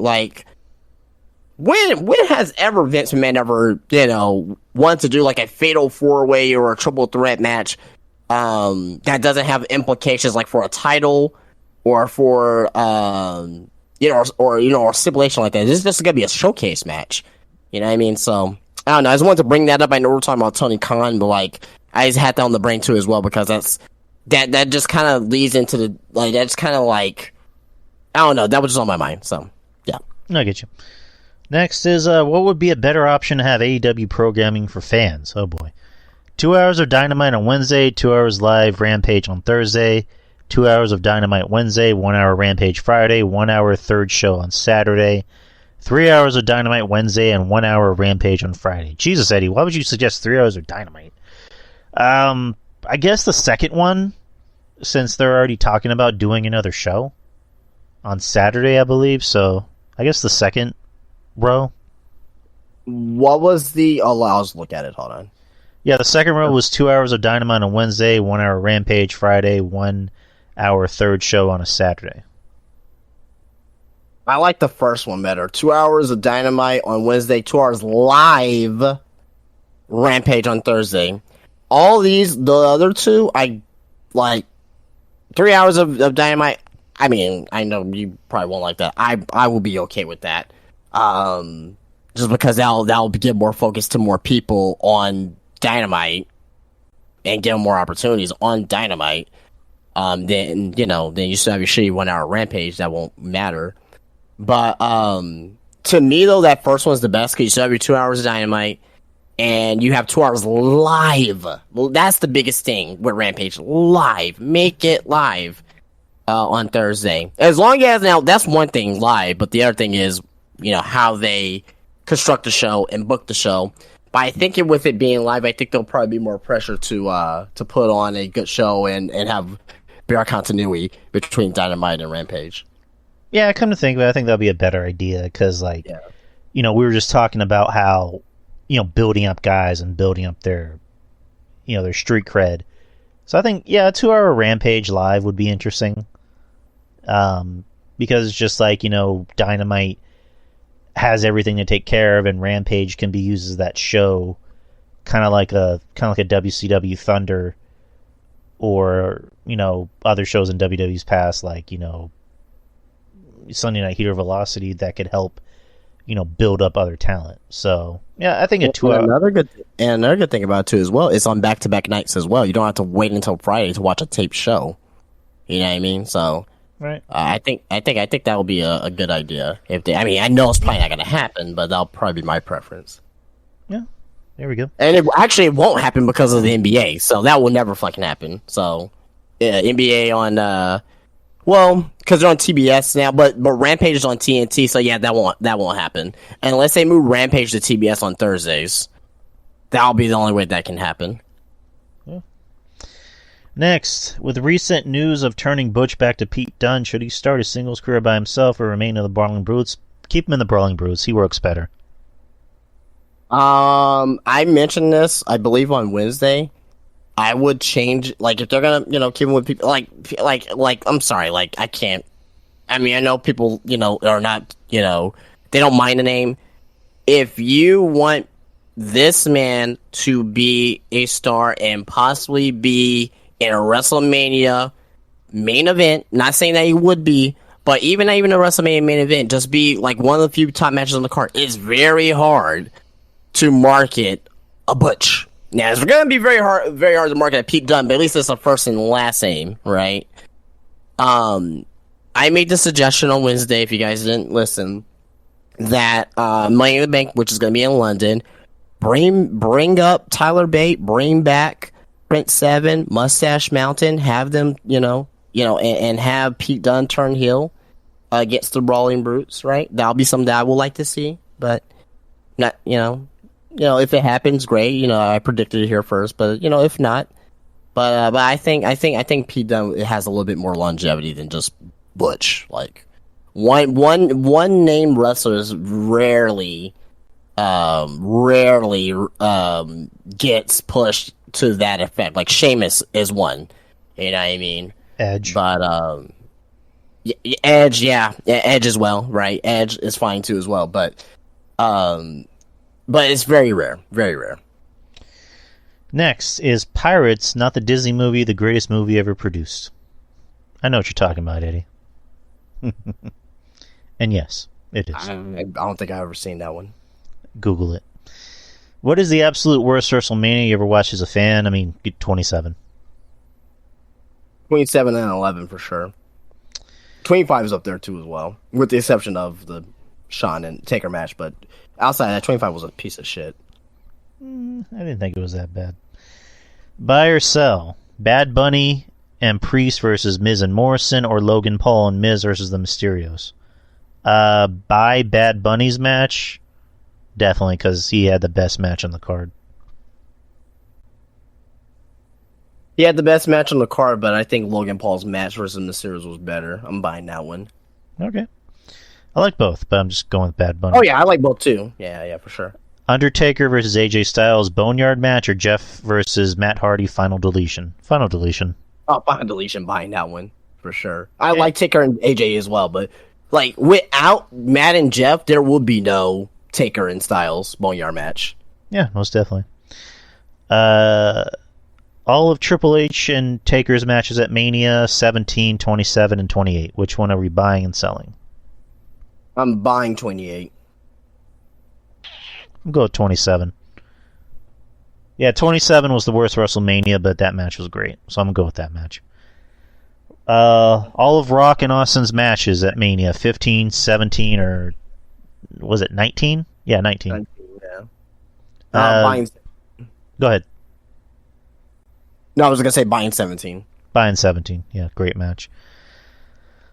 Benoit versus Triple H versus Shawn Michaels at WrestleMania 20, or Daniel Bryan versus Batista or Orton at WrestleMania 30. Benoit. Vacant versus Triple H and HBK. Vacant. All matches are incredible, though. Sid versus Taker at WrestleMania 13, or Sid versus Hogan at WrestleMania 8. Oh, boy.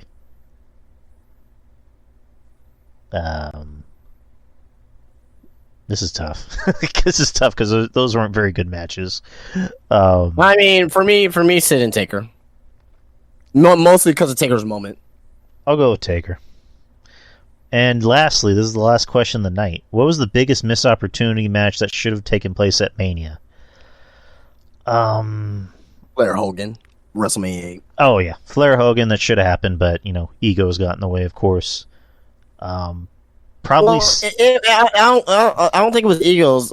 I think it was more. This is what was told and said. I think it was more because of Hogan and Flair didn't draw well on the house shows, so they decided to change it. So I confirmed that with OSW review, guys. Go listen to them. Very good shit. Very insightful, and also as well Stephen Larson as well. They kind of confirmed that too. Hogan and Flair didn't draw? That's weird. They didn't draw as well as expected. Let's see. Andrew Carlick says Jake the Snake and Savage at WrestleMania 8. Yeah, that too. You're fucking right there too. Yeah, that definitely should have been. Yeah, you're even more over Hogan and Flair. Even more over Hogan and Flair. You're fucking exactly fucking right. Steve Austin and Hogan at WrestleMania 18. But apparently Steve Austin didn't want to do it, so that's why that didn't happen. Which WrestleMania? 29? It should have been... The main event should have been a triple threat with CM Punk in the match. Since Punk was the hottest heel, made a triple threat and just, I don't know, triple threat elimination.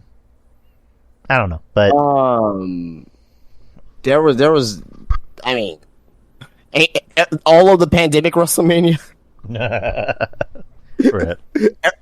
There was a lot of matches that was supposed to happen that didn't, right? You know what I mean? We almost got Eddie Guerrero and Shawn Michaels at WrestleMania 22. Right. Yeah. That was the rumor, but unfortunately Eddie passed away. That would have been a banger. Sting versus Undertaker at WrestleMania 27. Yeah. That's that's big right there for sure. Was it true those vignettes were supposed to be Sting, but Sting signed with TNA? Sting, it was supposed to be Sting originally. That was the teaser. Then he just never came in. He was in contract talks with WWE, and Sting. I think Sting said himself. I don't know if it was for 27 or if it was for when WCW bought out, but Sting did some interview where he was like, I just had a bad feeling. I knew they loved me. In WWE, before he went to AEW, they fucking loved Sting. Sting was the only one, I think, I can think of off the top of my head, that was being advertised on DVDs and not in video games or anything. He didn't have action figures, but just with footage of him and being mentioned on WWE TV while he was in TNA. I think he was the only one that I can really think of during that era, or maybe ever, where where WWE gave him so much love, right? Even though he wasn't signed with them or hasn't been signed with them, you know what I mean? So, another match, I think Hogan and Bret Hart for 9. I know that was one people like to talk about. The Rock and Shawn Michaels for a 19. 19. Yeah. Was that match like rumored to happen? Yeah, well, it wasn't confirmed, but I know that was something that was in the early talks in 2003, very early talks, but it just never happened. Well, also So- apparently The Rock didn't want to work with Shawn because they still had heat, Right. and no, they eventually made up later on down the line. So, but that was weird because like it was always one of those things of like when Shawn Michaels was on top, The Rock was starting out, and then when The Rock became big, that's when Shawn left. And then when Shawn was coming back, that's when The Rock left. So it's one of those things where like it's just boats passing in the night. What's Stone Cold another- and CM Punk too as well. Like I know it wasn't rumored, but was sort of kind of in a way rumored, but like that's another WrestleMania match that I wish we could have saw in some fashion. Steve Austin and fucking Cena. Yeah. Two of the biggest stars in the business. This isn't really a missed opportunity. It's more so like, I guess we're diving into like matches that should have had different outcomes. Do you think Booker T should have won over Triple H at Mania? That's that one more time. I'm sorry. So WrestleMania 19. This is less of a missed opportunity and more of a like different match outcome. Right. Do you think Booker T should have won over Triple H at Mania 19? It would have been a great moment. Then it would have been like, what would you do with Booker T after that? Just Yeah. lose back to Triple H. Right, Yeah. because like that feud was just so weird because like Triple H pretty much doing the racist promo to Booker T and Booker T just sitting there and taking it. So I would say, should he won?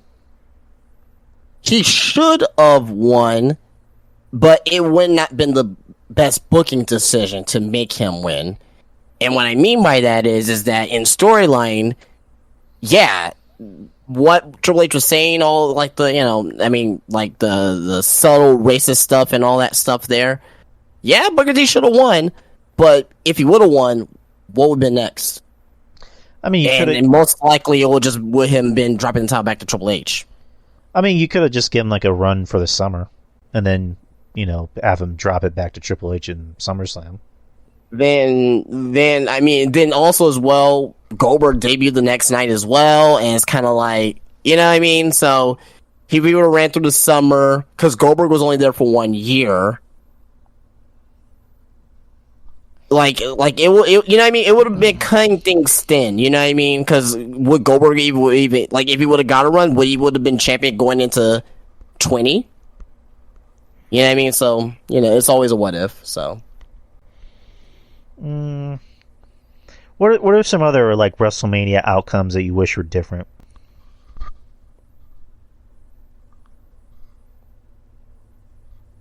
Oh, Jesus Christ, man. Roman being Taker. Okay, That for me- it did not matter in the grand scheme of things. right. Let me go back to missed opportunities. The main event of WrestleMania 27 should have been CM Punk and Cena, not Miz and Cena. I don't know. I thought CM Punk was a better heel at that time than Miz. Although I disagree, and I'll tell you why. Because if CM Punk were to be in that main event, we would not have gotten the pipe bomb. Yeah, true. Like that would have been erased from history. There would have been no pipe bomb promo. And I would rather live in a wrestling world with a pipe bomb promo than without the pipe bomb promo, because it would just been, and that would have changed history too. Because will CM Punk still be wrestling WWE right now? Because his biggest gripe was like, I was never a main eventer of a WrestleMania. I mean, he definitely should have main evented in 29. Let's just like make Cena and Rock a triple threat match, because like the first match was big, but it's like, did we really need part 2? Because like the second match wasn't really all that great. No, the second match was trash. Like, 20 was so much better. Yeah, you should just made a fucking triple threat, but it's like Undertaker apparently needed somebody to wrestle against.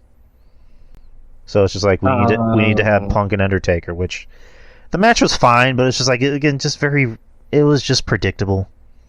It didn't feel like a Taker match. It didn't feel like a Taker at Mania match. A lot of people was really thinking that, that the streak was going to end there.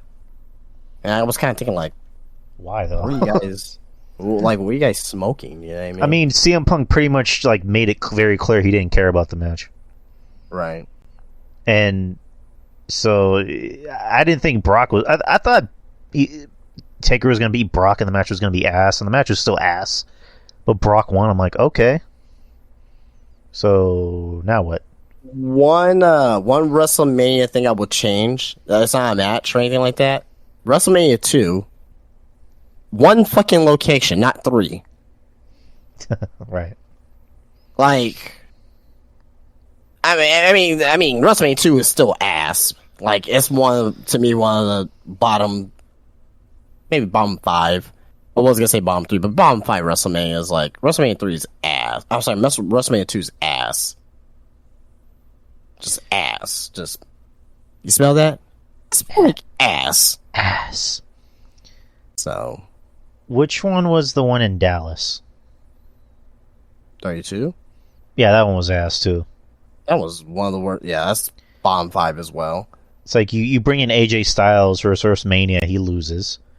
You have the New Day come out in like a big entrance, and you have them lose to the fucking vanilla League of Nations, squad. And it's just the Triple H and Roman, where it's like they're trying to build in that whole saga of trying to build Roman up as a face, and they're just booing the fucking piss out of him and cheering Triple H. It's like, and then Ambrose versus Brock Lesnar in a hardcore match, and there are barely any weapons used.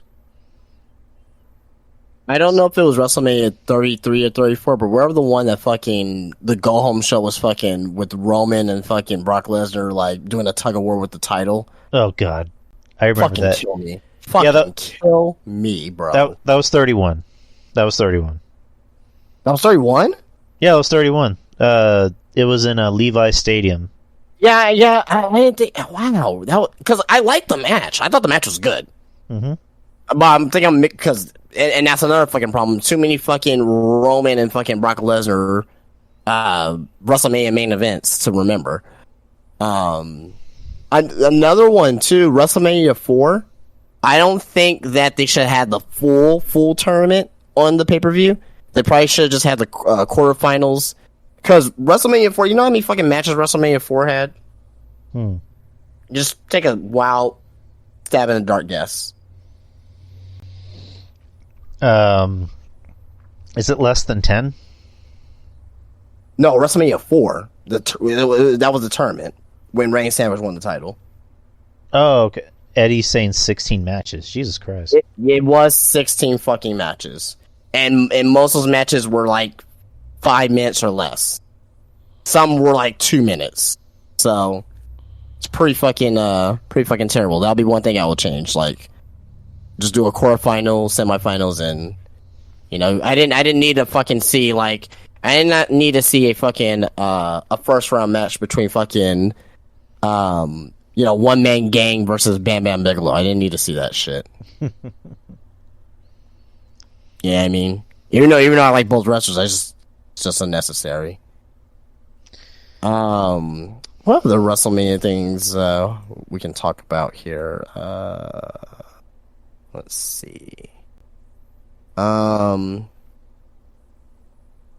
WrestleMania let me ask you this.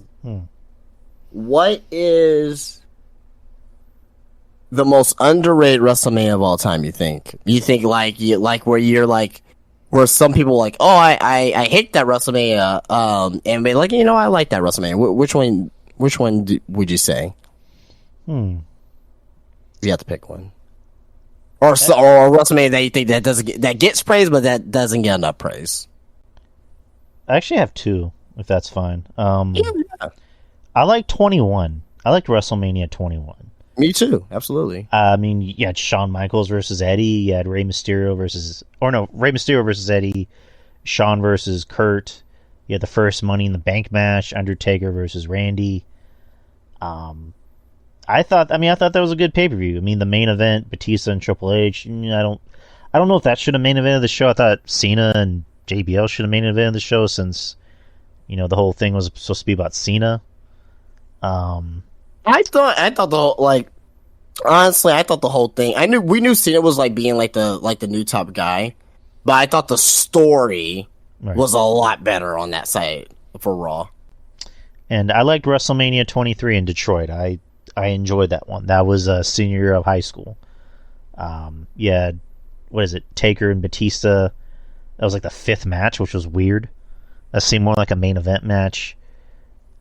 John Cena and Triple H, John Cena and Shawn Michaels. It was supposed to be John Cena and Triple H Part 2, but then Triple H got hurt.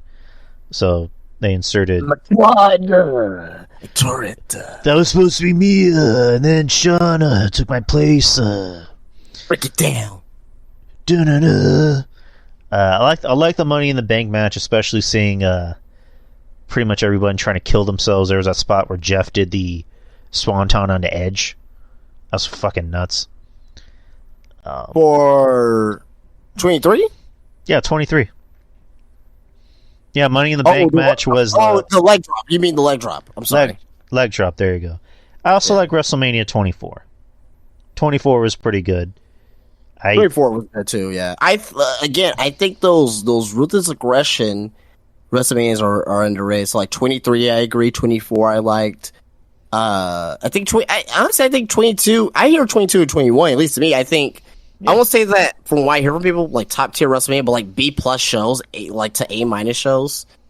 I like WrestleMania 7, with the exception of the main event. But Hogan got color in that match, so I guess it was different at the time. WrestleMania 7. I'm always gonna say WrestleMania 8. WrestleMania 9. It gets a very bad rap for very good reason. I don't think it is as bad as people make it out to be. I think a lot of people really hate that WrestleMania because of Hogan just, being Yokozuna and fucking Taker and Giant Gonzalez, right? And Hogan just that tag team match for the championship. That was, I thought the match was decent, but the ending was stupid. But you got a short match with Razor Ramon and Bob Backlund. The Steiner Brothers was there. You know what I mean? Shawn Michaels and Tatanka had a Sherry Martel and fucking Will Shaw had a knockout drag out. You know what I mean? Just two crazy bitches clawing each other's eyes out. Fucking amazing. Let's see here. I like 10. 11 is a dog shit. 12 is 12 is 19. 13. I don't 19 like was a good one. I like 19. I think 19. I think 19 during that. I think they had the best pure wrestling on that show. Anytime, that was the best pure wrestling show anytime over before. Shawn and Jericho, Lesnar, Kurt, a lot of great shit there. Let me look at great shit there. Let me pull up that match card real quick. 19 was in Seattle. Yeah, love the stadium as well. There, just the way it looks, very unique setup. Matt Hardy versus Rey Mysterio. The Undertaker versus Big Show and A-Train. Trish Stratus defeated Victoria Trish Stratus defeated Victoria and Jazz for the Women's Championship. Team Angle versus Chris Benoit and Rhino and Los Guerreros. Shawn Michaels versus Chris Jericho, Triple H versus Triple H versus Booker T, Hulk Hogan versus Mr. McMahon in a street fight. There was just that one spot of Mr. McMahon rising from the side of the ring with all that blood on his face. That was pretty cool. What? And another thing about that match that a lot of people don't talk about nowadays is fucking Roddy Piper being there and fucking, you know what I mean? Like, that was a crazy spot. And just like even like at WrestleMania 18, Taker versus Ric Flair, Arn Anderson doing a fucking double spine buster, like, Jesus, loved it. That was good shit. This is an interesting conversation about WrestleManias. I'm digging it. Let's see, we've done about 2 hours. Do you want to continue the topic from Monday? Wednesday, we can definitely touch on that for sure. I'm pretty sure people want to hear our thoughts for sure, and it's WrestleMania season as well. So I mean, I'm pretty sure we can, dive in. What we should do, what we should do? We should probably like not necessarily review, but like just look at the card and go over each match and do like the first like 15 WrestleManias this Wednesday, and like next Wednesday do the rest of the WrestleManias or something like that. So you want to like review each Mania before the upcoming one, right?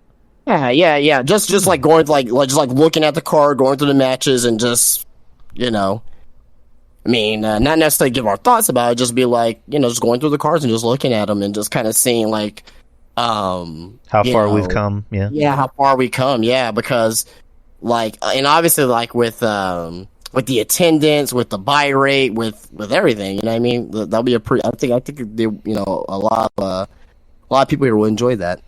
Yeah, let's do that. Like more content for the fans. Yeah. So we'll do that starting this Wednesday. All right. So on Wednesday, if you guys were here, I know most of you were, we did a topic on the show talking about Uncle Dave's star ratings. The star ratings he gave to Revolution, and also an interesting list of wrestlers, past and present, that he is not giving 5-star ratings to. And I don't have my list in front of me because I know I did like a big list of wrestlers from the past, and my cat decided to sneeze on me. Thank you. Wrestlers from the past, present, that do not have 5-star ratings, and those names include Kurt Angle.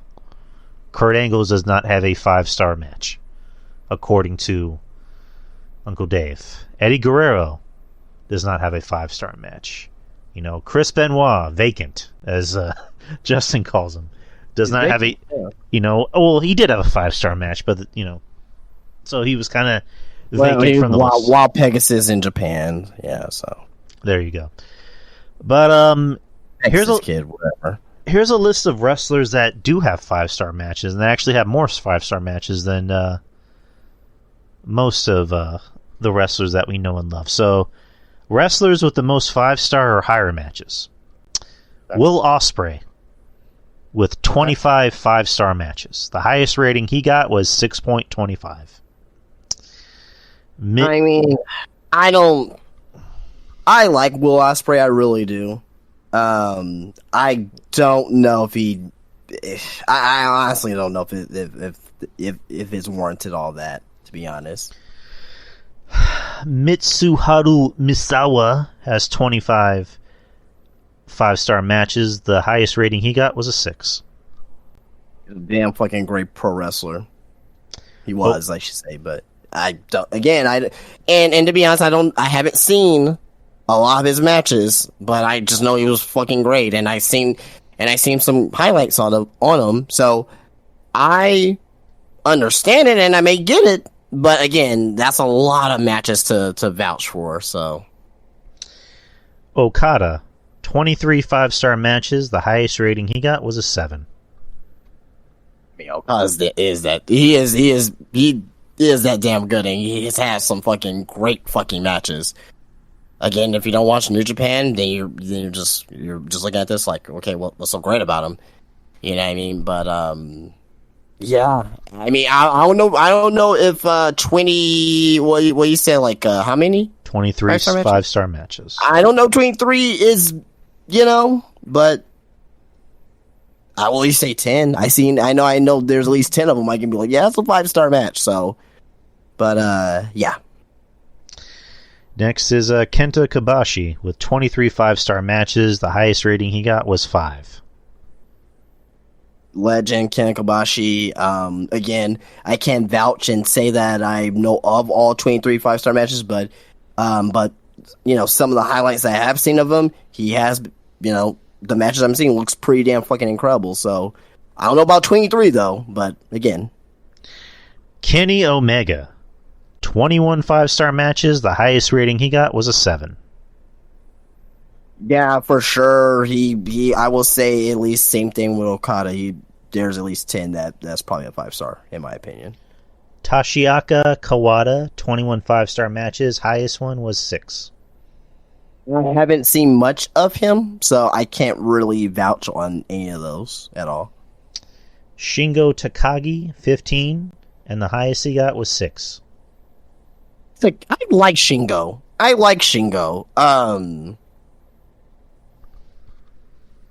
He's very underrated, I think, because he's in New Japan right now, and he's never gonna come to America. He's not gonna be a guy, but the names over there in New Japan. You heard the names of Ospreay, Okada, Tanahashi, maybe even Naito, right? But you never really heard much about Shingo.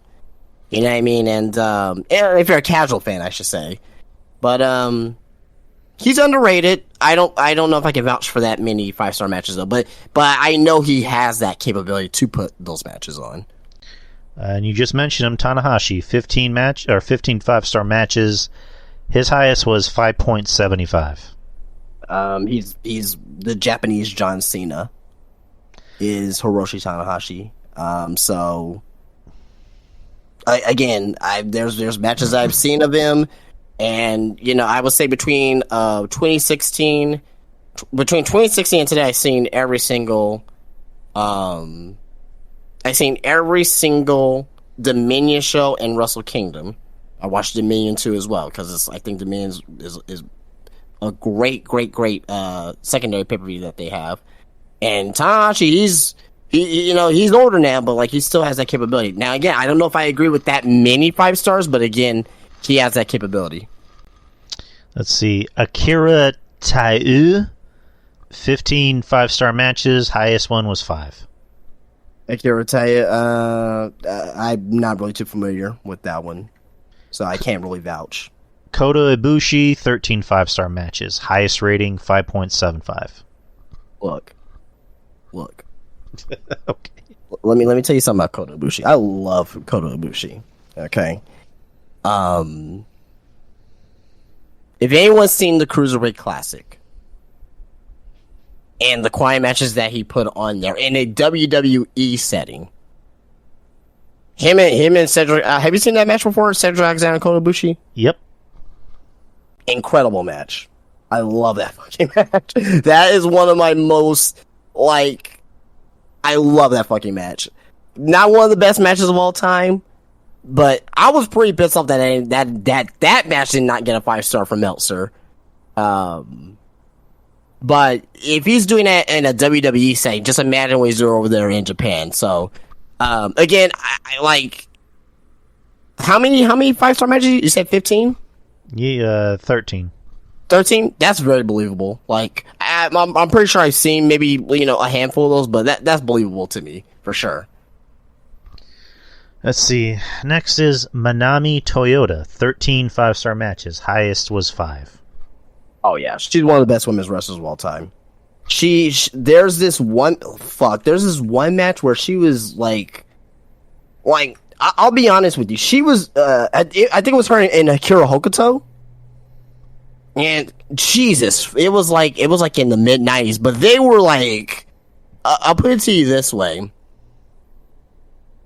because I know you don't know who Miami Toyota is. She's a mixture between Io Shirai and what I mean by Io, doing springboards, she was very ahead of her time.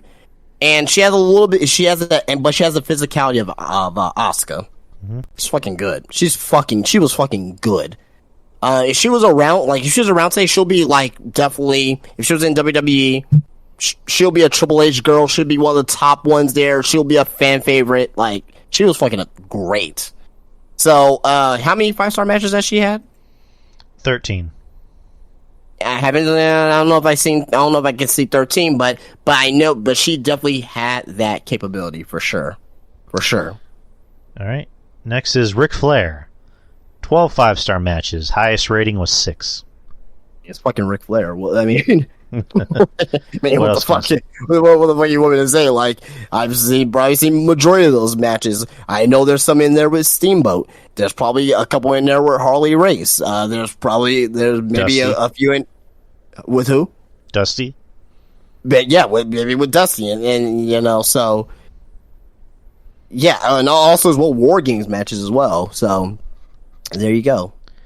The Young Bucks, Matt and Nick Jackson, had 10 5-star matches. The highest rating was 6.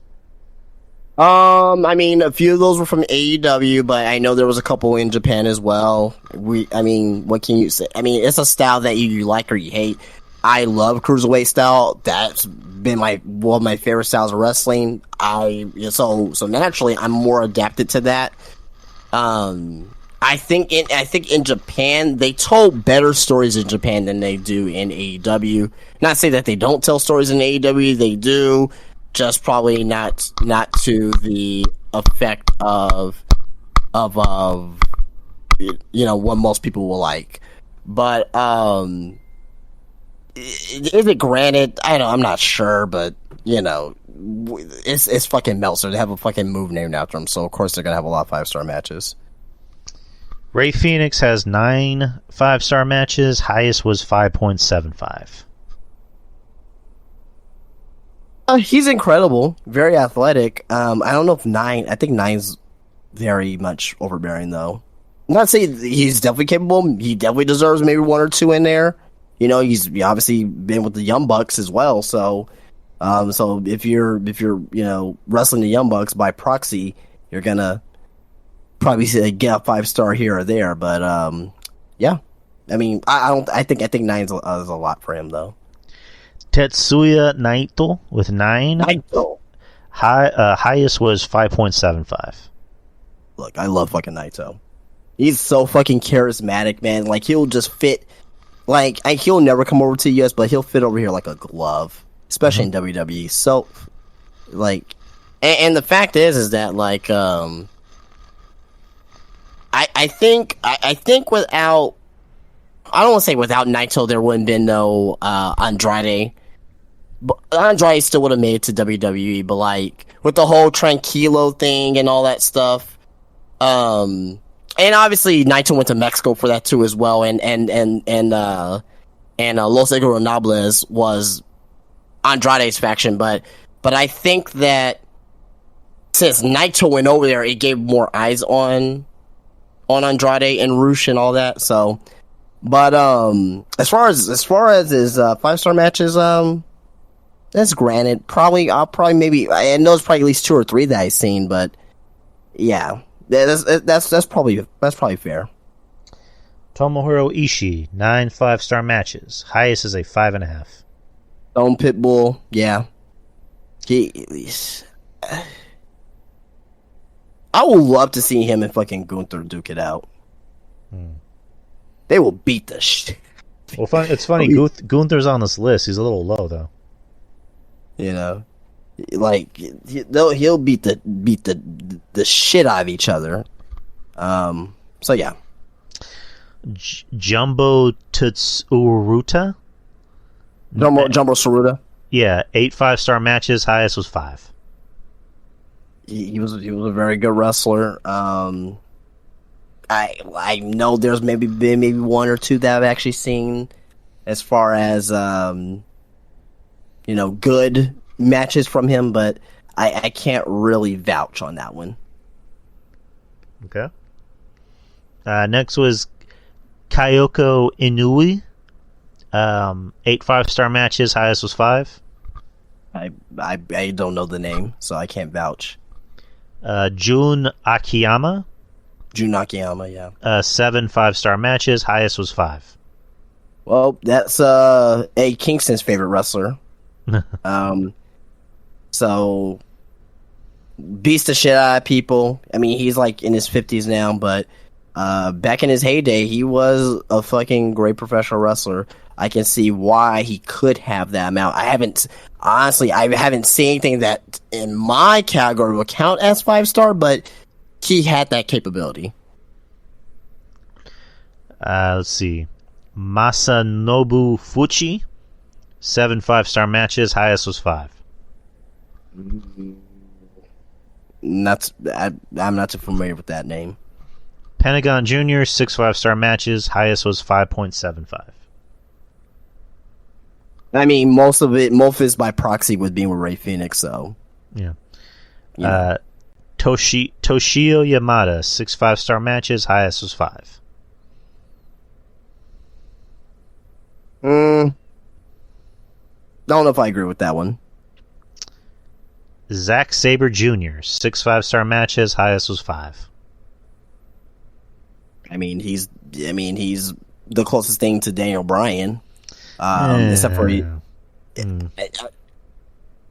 okay. So as far as being a technical wrestler, putting them in holes, creating new holes, new finishers, just new submission holes, things of that nature. Like, he's very Bryan Danielson-esque. Now, I don't know if I agree with that many 5-star matches, but Dave gets off on very technical wrestling, and we may end up seeing Bryan Danielson versus Zack Sabre Jr. at Forbidden Door, which most likely is probably going to end up being a 5-star match. Because it's... Go ahead. Sorry, go ahead. No, go ahead, finish. No, I was going to say, because it's Dave Meltzer, and, he's going to get off on that. But yeah, go ahead. I've only seen him twice, and I don't know, maybe I saw him in the wrong match, but it's just, I don't know, I don't see the hype around that dude. Like, he just, like, the way, like, you compare him to Danielson, I can see why, but it's just like Danielson wrestles a more aggressive style, whereas Sabre just, like, I don't know if maybe that's just how his style is, but it's just he wrestles at a very methodical and just a very much a snail's pace of his style. And it just, I don't know, it does nothing for me personally. I don't see the hype around him. It's just my opinion. So next is I guess more recognizable names. Ricky Steamboat, 5 5-star matches. Highest was 6. Probably most of those were from him and Flair. So, and Savage. And Savage, yeah. So, Adam Cole, baby, 5 5-star matches, and the rest of this list are going to be tied with 5 5-star matches. Letting you know, the highest was 5.5. NXT. That's no, I'm just NXT. No. I'm laughing at what that's not a bad thing. No, but that's no, when he. No. I'm laughing at what Eddie said. Bigger question: is Zack Sabre Sr. a deadbeat father? I just thought that was funny. But yeah, I'm pretty sure his matches are NXT and maybe like Ring of Honor. Yeah, more than likely Ring of Honor as well. No, NXT for sure. Like, he's, because I know him versus Johnny.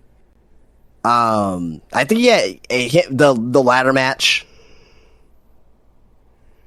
I think there were. I think one. I won't say.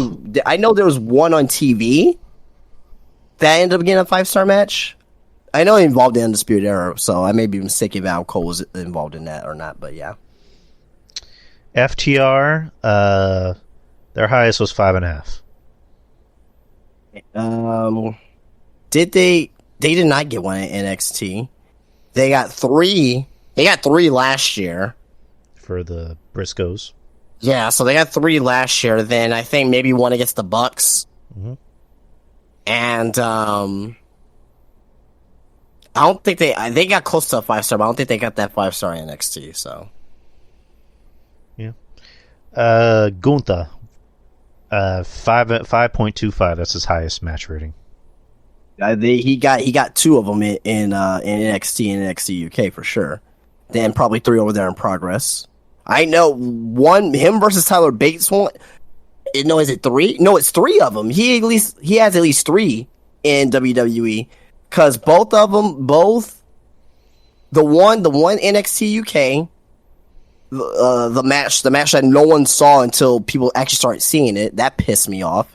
He was like, "Oh, look, there is good," and this is during the fucking pandemic too, when we were all fucking locked up, like whatever. But anyway, that match, then the one on pay-per-view against Ilya, then there's the one against him and Tyler Bate, the NXT UK pay-per-view.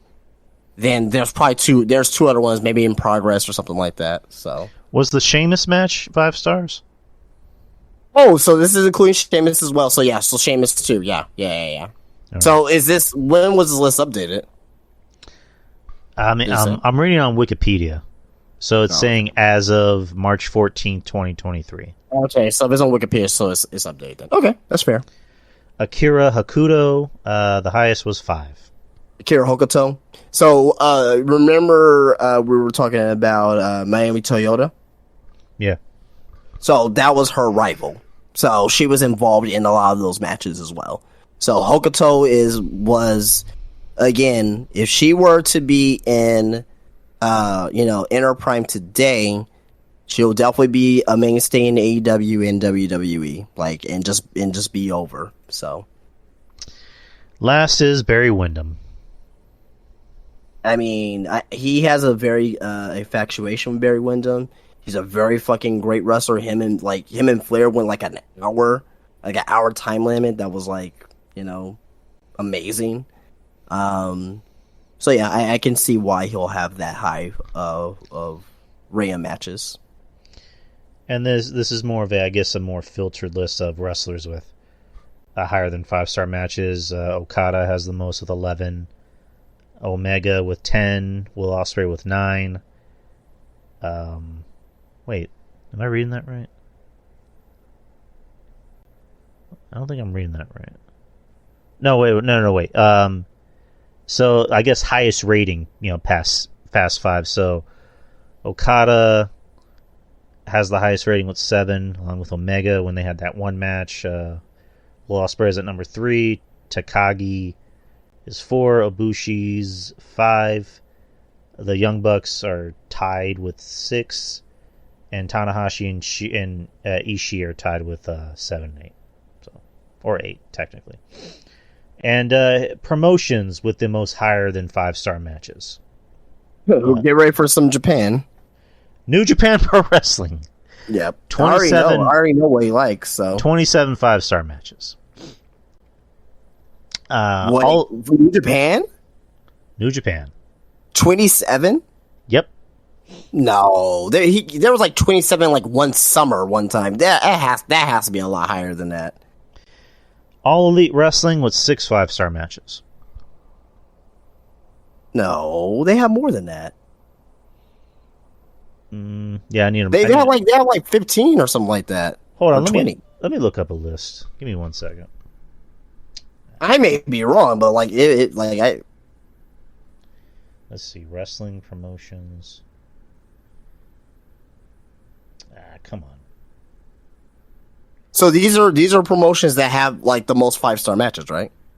Yeah. New Japan has more than 27. There was 27 one summer. Yeah, let me try and look up a more updated list.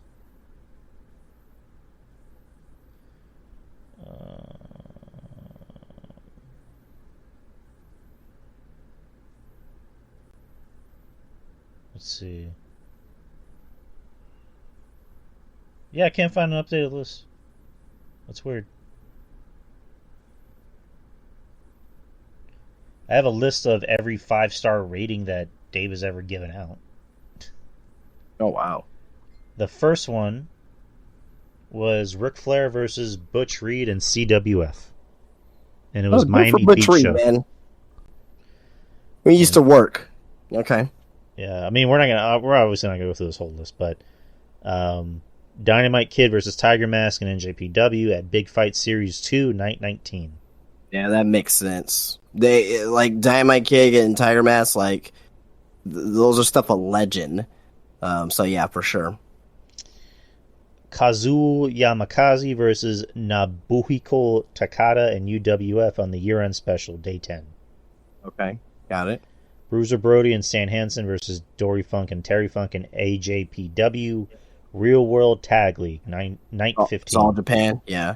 He like a lot of these are gonna be definitely Japanese for sure. All right, let's go to the 90s real quick. How do I? All right, 90s. Here we go. January 31st, 1990. Jushin Liger versus Naoki Sano, NJPW New Year Golden Series. Well, I don't think I've ever seen that match, but I've heard great things about the match. I haven't seen that match though. Let's see, the first WCW match in the 90s that he gave a 5-star to, February 24th, 91. The Four Horsemen, Barry Windham, Larry Sabisco, Wrestle War, Ric Flair, and Sid Vicious versus Brian Pillman, Sting, and the Steiner Brothers, Wrestle War. You're right. Yeah, Wrestle War. Yeah, great match. Another WCW match, The Dangerous Alliance versus Sting Squadron. Wrestle War 92. Wrestle War. Let's see if there's any ECW matches. ECW? Yeah, you're not gonna find them. Maybe nope. Like one or two. Got him right here. Juventud Guerrera versus Rey Mysterio, Big Ass Extreme Bash. Yep. Let's see another. The first WWF match in the 90s that he gave a 5-star to, Bret Hart versus Steve Austin, WrestleMania 13. What was the first WWF match to get a 5-star? Let me go back to that. Maybe. Hold on. I want to say maybe Razor and Shawn. Let's see. Well, the first WCW match that he gave a 5-star to was Flair and Steamboat. And that was Chi-Town Rumble, Chi-Town Rumble, Maryland Show. Actually, wait, hold on. Where was I? Come on. All right, so the first WWF... Oh, yeah, Razor and Shawn was the first WWF match that he gave a 5-star to at WrestleMania 10. After that, Bret Hart versus Owen Hart at SummerSlam. Steel cage match. I love that fucking match. Bret Hart and Stone Cold, I mentioned that. Shawn Michaels versus Undertaker, In Your House, Bad Blood. And 2000s. Let's see. The first Ring of Honor match that he gave a 5-star to, Samoa Joe versus CM Punk, Joe versus Punk 2.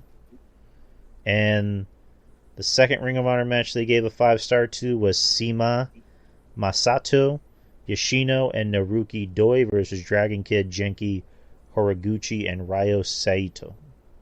He, like, in the 2000s, like, he didn't give shit for 5 stars. It meant more back then. So like when someone got a 5-star match, it it really meant something. So I wish you were to go back to that format. Right. 2010s. John Cena, CM Punk at Money in the Bank. July 17th. My birthday, actually. It was a good birthday. You'll be a fucking. I'm gonna get canceled, but you'll be a fucking retard if you don't think that's a 5-star match. And you're canceled. Ring of Honor, March 31st, 2010. Davey Richards versus Michael Elgin at Showdown in the Sun. Okay. There was a big stretch of NJPW matches that he gave 5 stars to. Name one. Give me one. All right, let me go to that one. Tanahashi versus Okada at Invasion Attack. Yeah, they're gonna have a lot of, like if that's. That was around 2012, 2013, so that's probably going to be they probably have a list of 5-star matches there.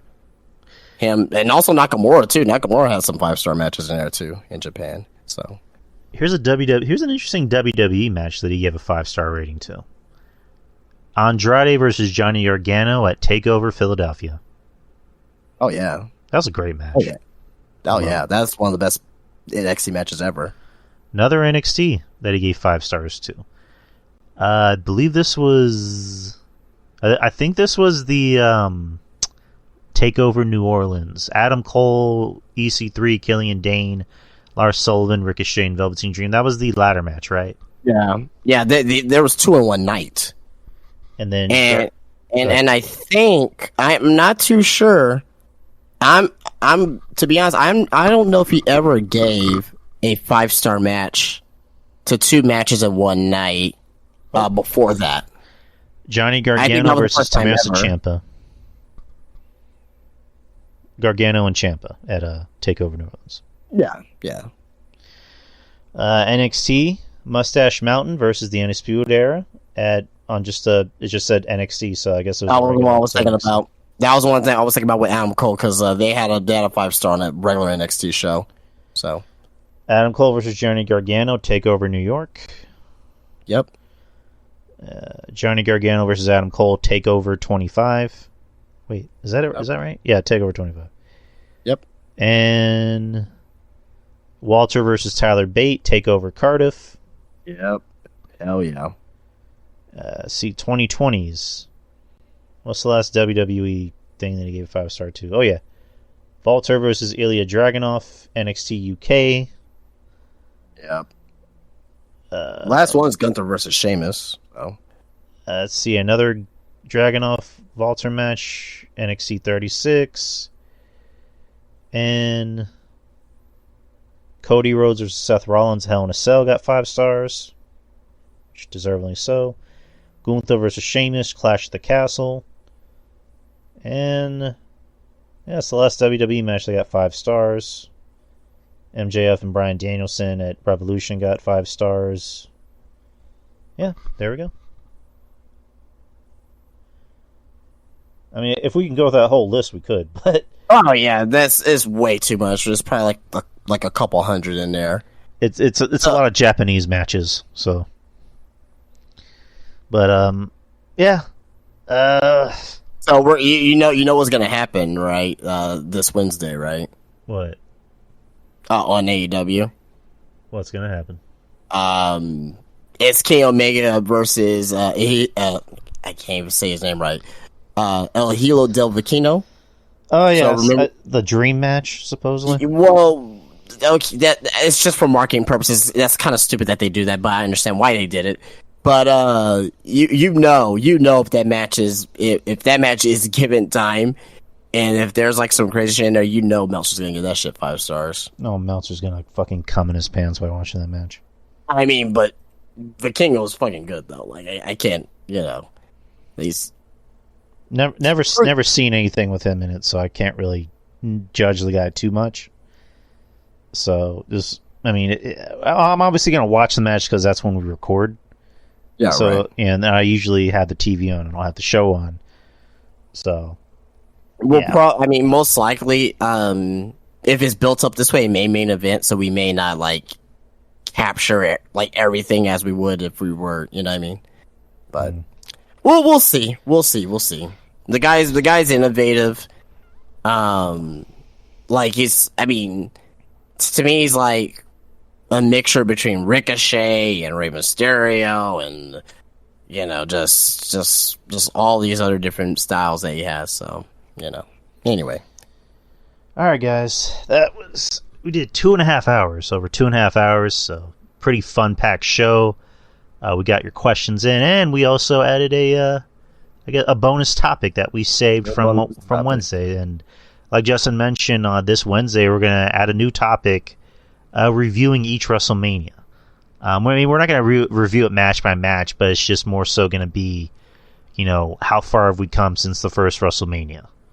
Yeah. And WrestleMania is in a few weeks, so who knows how many shows we're going to add on to one show. So, but we're going to do our darndest to cover it like we always do. But again, guys, thank you for your questions.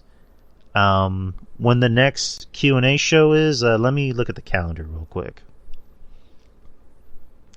Because, again, WrestleMania is on the first week of April. So I can... Maybe, I think we can do 2 in 1 month like usual. We can maybe do one on the 8th. Or maybe the 15th and do the second one on the 29th. How's that sound? Yeah, sure. Yeah, I'll be up and running with the store by then. So yeah, because I'll be closing at 6, so that'll give me plenty of time to get home and get prepared and all that stuff. So, all right, sounds like a plan. All right, so I'll make sure to schedule that on the calendar as soon as I can. And again, thank you guys for your questions. The questions are always fun, and we will see you this Wednesday, same time, same channel. And have a fun week, guys. Peace out. Peace out, guys. Have a good one. The Drew Yari Show. It's Drew Yari. It's Drew Yari. The Drew Yari Show. It's Drew Yari. It's Drew Yari. The Drew Yari Show. It's Drew Yari. The Drew Yari Show. It's Drew Yari. The Drew Yari Show.